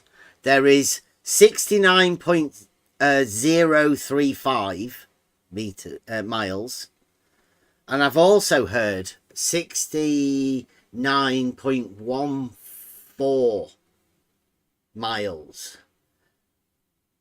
Right now, is there a difference between these 1 degree measurements of these things, or are they a standard linear operation? Well, due to the oblateness of the Earth, it's going to be slightly different, right? It's going to be slightly different. What's it at yours? Have you ever checked? I mean, like you said, you know what your latitude is for your location, but have you ever checked a north-south 69 miles to check whether there's a 1 degree change? Have you ever? Well, I know because I've taken my telescope to Northern California, and I've moved a few degrees of latitude. I've had to realign the equatorial mount for the extra latitude, and it always corresponds to my new latitude. So if I'm up at, 36 degrees of latitude now, I'd have to move the scope 3 degrees. I'd have to move the mount 3 degrees up in order to get Polaris to be lined up in my alignment scope, in my Polaris alignment scope. So here's the thing: is your equipment accurate enough to be able to tell a 1 degree change? Like, how accurate is your 1 degree? Do you get to like? It's within 1 degree. Okay. Now, could you tell the distance between a 1 degree change on the land? Jake, are you? Yes, because here's the thing: is if I don't, because you have to manually set you have to manually set the mount to your latitude, right? And if you don't set it, because the mount itself has it's got a little angle thing with a little arrow on it, and you have to actually tilt the mount to that latitude, right? If you don't do that, when you get your alignment scope and you get it set up on Polaris, it will either be completely out of the field of view of the scope, or it's going to be way up on the edge, which you'll know that your scope is not properly aligned. Telescope, you want to get Polaris, centered in there. Plus or minus 1 degree. You don't have to be super exact, but here's plus the thing. or minus 1 degree. Yeah, but you then adjust your scope to Polaris, don't you? Plus or minus 1 degree is a whole 69 miles. Yeah, it is, sure. But if you drive 500 miles north, if you drive 500 miles up north, that's quite a few degrees, right? No, yeah. See, here's the thing. What we're trying to do is we're trying to see whether because 69 miles isn't that far for people to do. And if you can measure an angle where you live, then surely, it's not beyond your capacity to move 69 miles either north or south, providing you're not at the coast or whatever. You have the ability to do that on land. Because there are maps. You'll be able to put a little X at your house and a little X on a bit on the, on the map somewhere. And you can say, I'm going to go there and I'm going to measure an angle again, right? And I can check that angle is a 1 degree change, and then you'll be able to measure that distance from one place to the other as well. Change plus or minus 1 degree, Biff. So you may not even. I know, that's why I was asking him about the accuracy of his equipment. There's literally people all over the world with equatorial mounts that are amateur astronomers, right? Millions of dollars in amateur astronomy equipment sold every year. All these scopes work the same. All these equatorial mounts work the same way. They've been sold for over a century. People would have figured out long ago if their latitude didn't correspond to their alignment scope on their equatorial. Right. Yeah, well, I do get that, right? And I understand the maps have been made and all of that sort of stuff as well. But there are some people, right, that don't believe it. And what I'm trying to do is I'm trying to get an awareness that there are certain things that we can do in reality. And this is one of those things. Right? It might not even, if you can understand that your latitude is an angle measured to Polaris. Right? So if you go outside your house and measure an angle to Polaris, and then look and see what is my latitude, and if you get the same number, you can say, oh, right, so that must be right. That's how we get the my latitude, by measuring that angle. Now, it's obviously only available to all those of us in the north.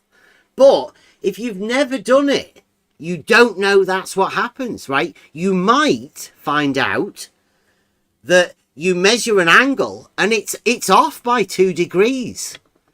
But then you might be able to go and find a chart somewhere and find out that there's some sort of refraction chart that you can add in to the angle that you made that makes it your latitude. You might be able to find that. No, you don't have to worry about any refraction when you're measuring your angle to Polaris. You don't have to worry about any refraction if you're not near the equator and you're looking at it right on the horizon. Yeah, but some people say that you do. Because Peter's got a Twitter group and they were telling me that there's a 1 to 2 degree no refraction. There's not even thing 1 to 2 degrees on the Polaris. horizon. There's not even with refraction on the horizon, it's not 1 to 2 degrees. Like if you look but that's just you saying it, pictures, isn't it? That's just you saying that. But if everybody can check it for themselves, then we know who's telling the truth, don't we? We don't need to listen to you saying something and some other guy saying something and you arguing whether he's right or not. If we all can do it ourselves and say, yeah, it does, it actually matches. Which I think everybody does have the ability to do for this thing. The other one's the level being horizontal, right? But that obviously takes a little bit more cost us about 100 quid in order to get the stuff to do it. But I mean, you might be able to do it quicker. You can test certain things in reality. Another thing that you can do is on the equinox, you can look at the sun when it's at its highest point in the sky at local solar noon, at solar noon, and you can take a pencil and stick it in a sponge or a piece of foam and get it lined up just right to where it does not casting any shadow, or your shadow is basically non-existent. It's not casting a shadow, which means the pencil is pointed directly at the sun. And then you can take like a 25-cent from the dollar store compass, and if you put a little bubble level on the compass to get the base of the compass lined up, not compass, sorry. What do you call that thing in geometry that you measure angles with? I'm calling it compass. You mean protractor? A protractor. Sorry, there you go. Protractor. Yeah. You could then, as long as you line up the base of the protractor with a little bubble level to get the local horizontal and measure it against that pencil, it will also show you the latitude that you're at, because the sun on the equinox at its maximum altitude will be at your latitude. If you're on the equator, it would be directly overhead, 90 degrees. You know, if you're in, California like I am, it'll be in the 30s, right? So 90's your latitude then? No, it's not, because it's zero, isn't it? It's zero. Your latitude would be 90 minus whatever the compass reading is, or not the compass, the protractor reading, right? So if you're your latitude is zero, isn't it? 90 minus 90, your latitude would be zero. Yeah. Because you can't measure an angle to Polaris. How do they establish latitudes south of the equator? You got any friends in the south? You could do it the same way with the sun on the equinox. It would work exactly the same with the southern hemisphere. If you're trying to do it at night, then you would have to use a southern pole star like Sigma Octantis. Obviously, that's a lot harder because it's a much dimmer. It's not a naked eye. I don't think it's a naked eye star, right? It's right at, I forget what its magnitude is. Magnitude 5. It's barely a naked eye star. Yeah, I don't know. But you reckon they'd be able to do the same thing, and get the similar sort of 69.035? Because 69.035 is within like 5 foot. And that's pretty accurate, right? Yeah, the other obvious thing that you could do is just fly around on Google Street View and look at all the satellites that are all the direct TV or the TV satellites that are mounted on people's properties that you can see driving around, and you'll see that in the southern hemisphere they're all pointing either north, northeast, or northwest. They're never pointing towards the south. And then if you look at, if you do that in North America or in Europe or anywhere in the northern hemisphere, you look at those dishes, you'll see that they're all pointing, south, southeast, or southwest. Have got to do with satellite. And if you go to the equator, you'll see that they're all pointing directly straight up.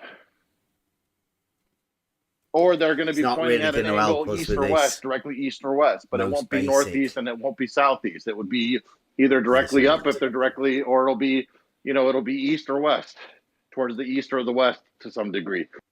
Have you ever measured an angle to Polaris? Or do you just sort of take your latitude from like Google or something like that? I just told you that you have to do that when you set up. Yeah, no, you have to just look up on Google what your latitude is, or do you have to measure an angle to Polaris? Well, theoretically, if it's obviously easier for me knowing my latitude to just dial that in so that I know that my scope will get it into the field of view. But if you didn't do that, you could just kind of eyeball it and start moving the mount around. Here's the question. He's asking you if you've done it. Yeah, have you ever measured an angle to Polaris yourself? Yes, on the equatorial mount.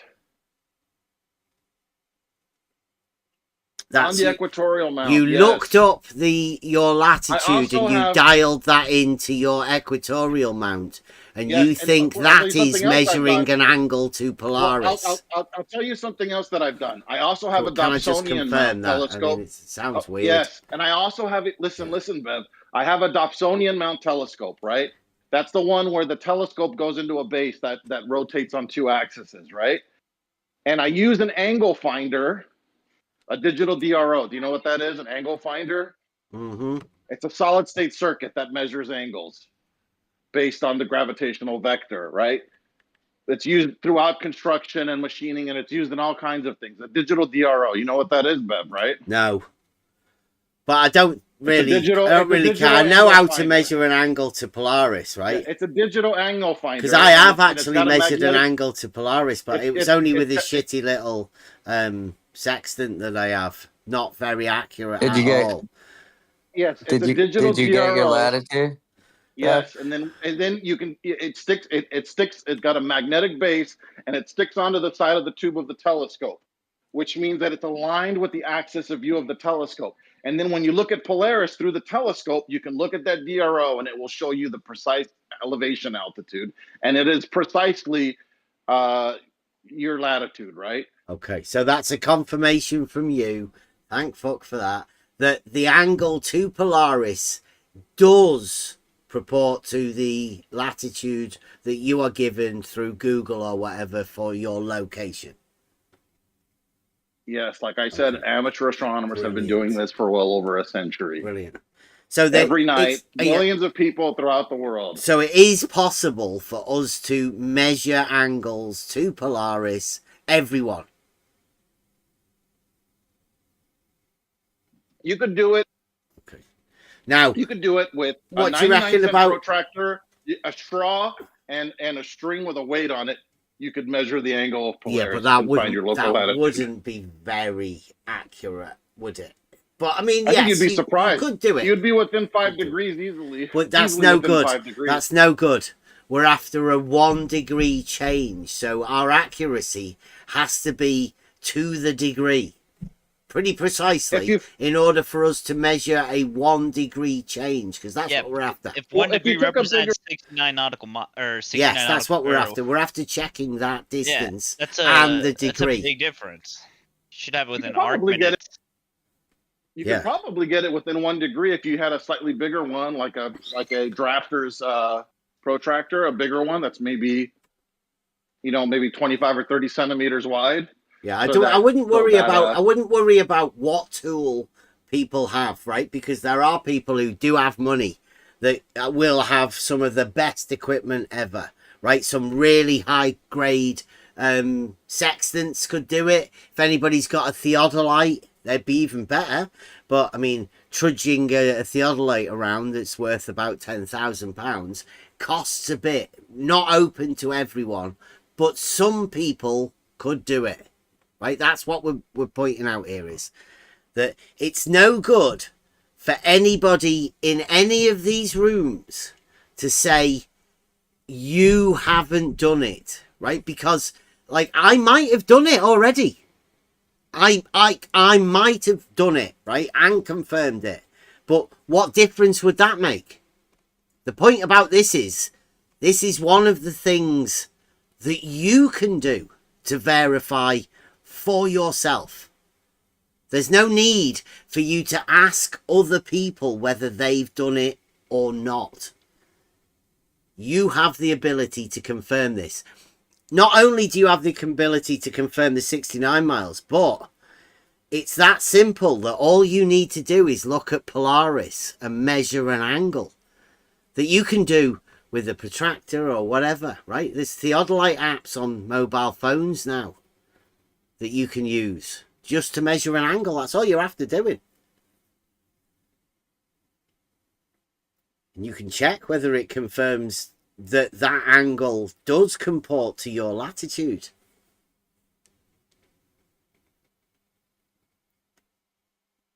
Imagine that. I mean, there's no fear, right? Because you're not really measuring the Earth flat. You're just measuring an angle to a light in the sky. Hey Jake, I was wondering, what did you say? Digital VRO? I was wondering what you were making. Trying to make out what you were Digital saying. DRO. Digital DRO. DRO. Thank you.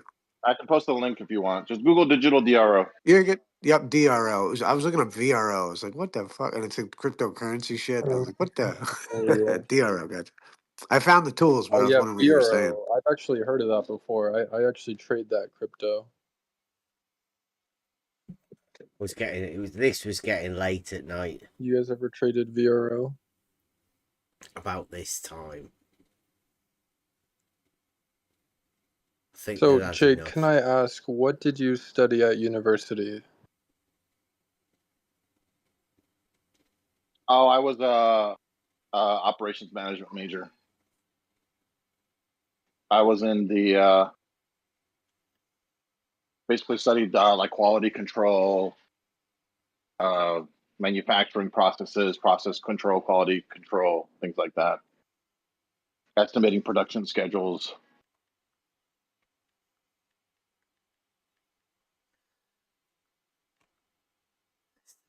Oh wow, that's interesting. Yeah.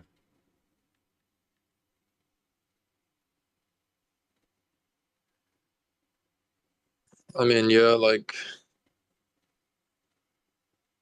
I don't know if we're even making progress with this conversation about the Earth. Like, it's just so hard to tell, like, what shape it actually is. 69 in the real globe. Surely that'll help us find out the shape, won't it? At least if we can confirm the 69 for everyone. Yeah, like I feel like 69 is an important part of it. One thing I've always wondered, I haven't been in flat Earth now for well, this is something, right? That 10 years everyone can almost. come together on. The flat earthers, the dogmatic globe earthers, the real globe earthers, right? We can all do this and have no fear that it affects anything about any of those models, because this is something that would occur in reality, right?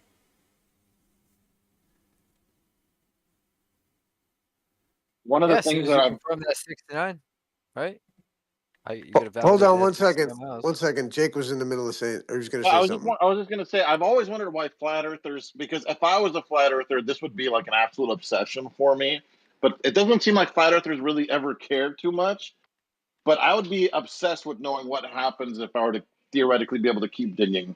Would it just be dirt forever? Like flat earthers never talk about what happens if you could theoretically just dig and dig and dig and dig and dig, Okay. That's the end of that conversation, because he did just go on about wanting to know what the flat earthers would do if they kept digging.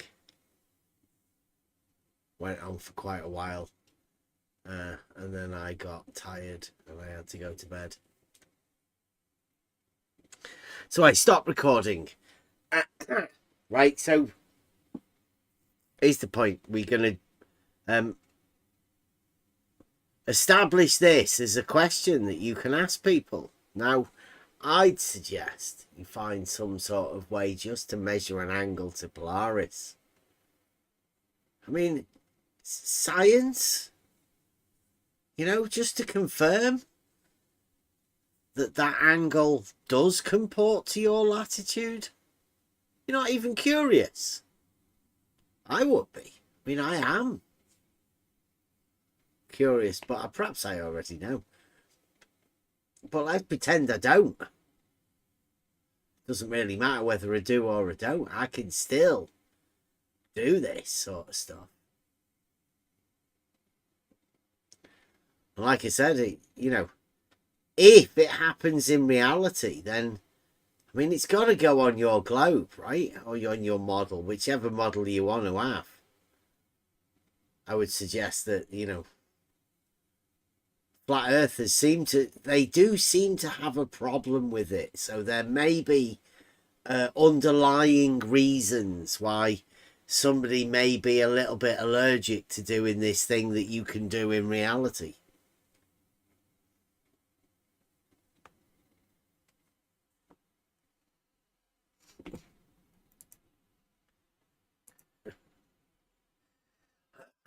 Right.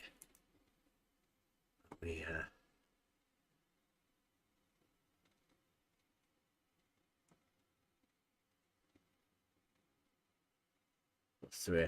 we're doing You Don't Understand. If you want to hear the new one, get used to it. Reality can't change, gods. It's always been the same. Like I've been saying, level is horizontal on the real globe. You can measure angles to Polaris, the lights in the sky. You can do that on the real globe. You can observe sun circles on the real globe, and you can observe the sun going over your head in a straight line in a certain place. All of that happens in reality on the real globe. And we know for a fact, right, mountains, they're not flat. You can't call mountains flat. I don't know whoever would do that sort of a thing. And I can't go far enough away to make it, you know, to make it in flat. I can't. If I know something's not flat, it doesn't matter how far away I move from it. It won't change my understanding of it being not flat. Tis Globe, yeah. What's up with Tis Globe, gods? I don't know. I think it's because you guys have got some sort of aversion. It's because of what the dogmatic globers have done to you. They've beat you into a submission to make you not know about reality, right? It's not flat, that's for sure. Certain reasons.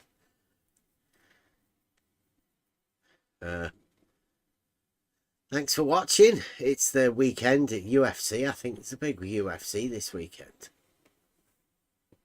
Pop into the Discord if you want to come and have a chat.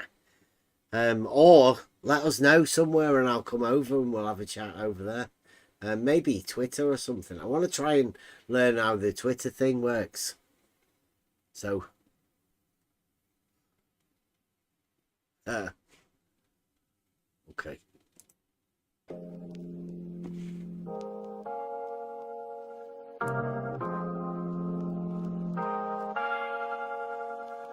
Yo, tread light when you chase what's inside your mind. Thoughts are labyrinth, leave the reckless behind. Unskilled thinkers, they stumble, they break. Truths are blade, cuts deep if you make a mistake. Philosophers burn, trying to ravel the code, while the crowd just nods, hauling lies down the road. This is for the seekers, the ones who still dare. But beware, think too hard and you're lost in the glare. You don't understand. You don't understand.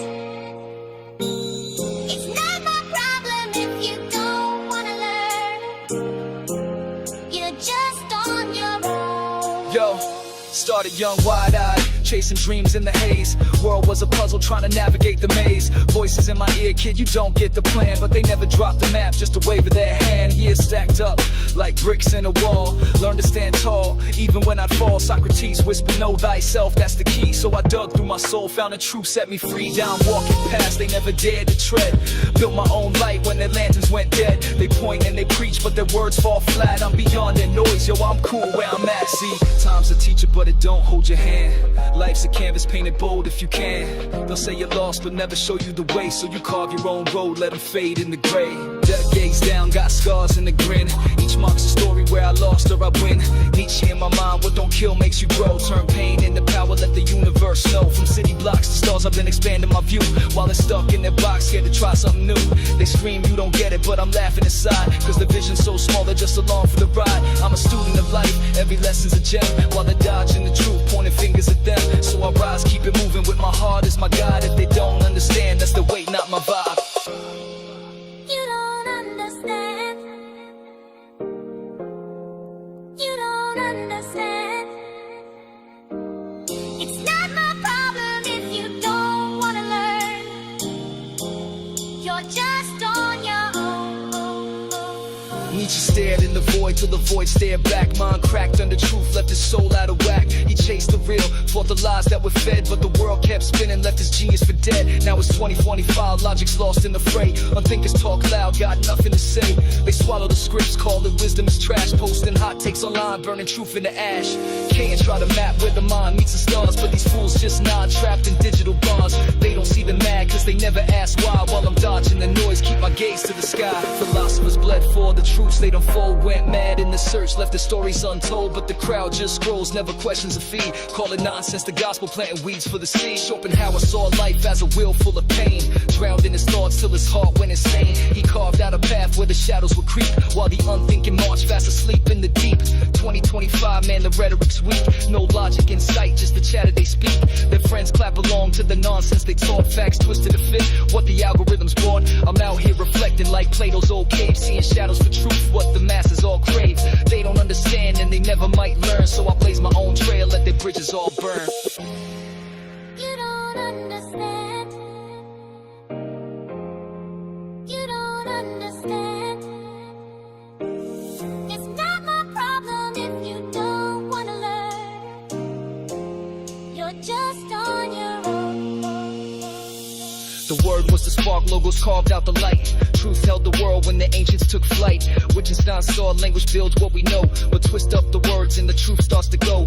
2025, man, the logos is lost. Words turn to noise, paying lives is the cost. Unthinkers just parrot, no grip on the real, spinning webs of confusion they don't even feel. He said words are games, but they're playing them wrong, turning wisdom to memes, drowning truth in a song. I'm holding the flame where the logo still burns, while they fumble the word, never know when it turns. Check it, Wittgenstein wrestle, try to map out the mind, set the limits of words, leave the truth hard to find. Logos was order, tie the soul to the stars. Now it's hashtags and hot takes, leaving nothing but scars. Crowds lost in chatter, they don't see what's at stake. Every word's a mirage, every truth's a mistake. They talk like they know, but their language is cracked. No foundation, no logos, just a void painted black. I'm searching for meaning where the silence runs deep, while they sleep on the word, let it rot in the heat. Truth's a ghost in the haze, but I'm keeping it near. Logos feels in my breath, it will never quake here.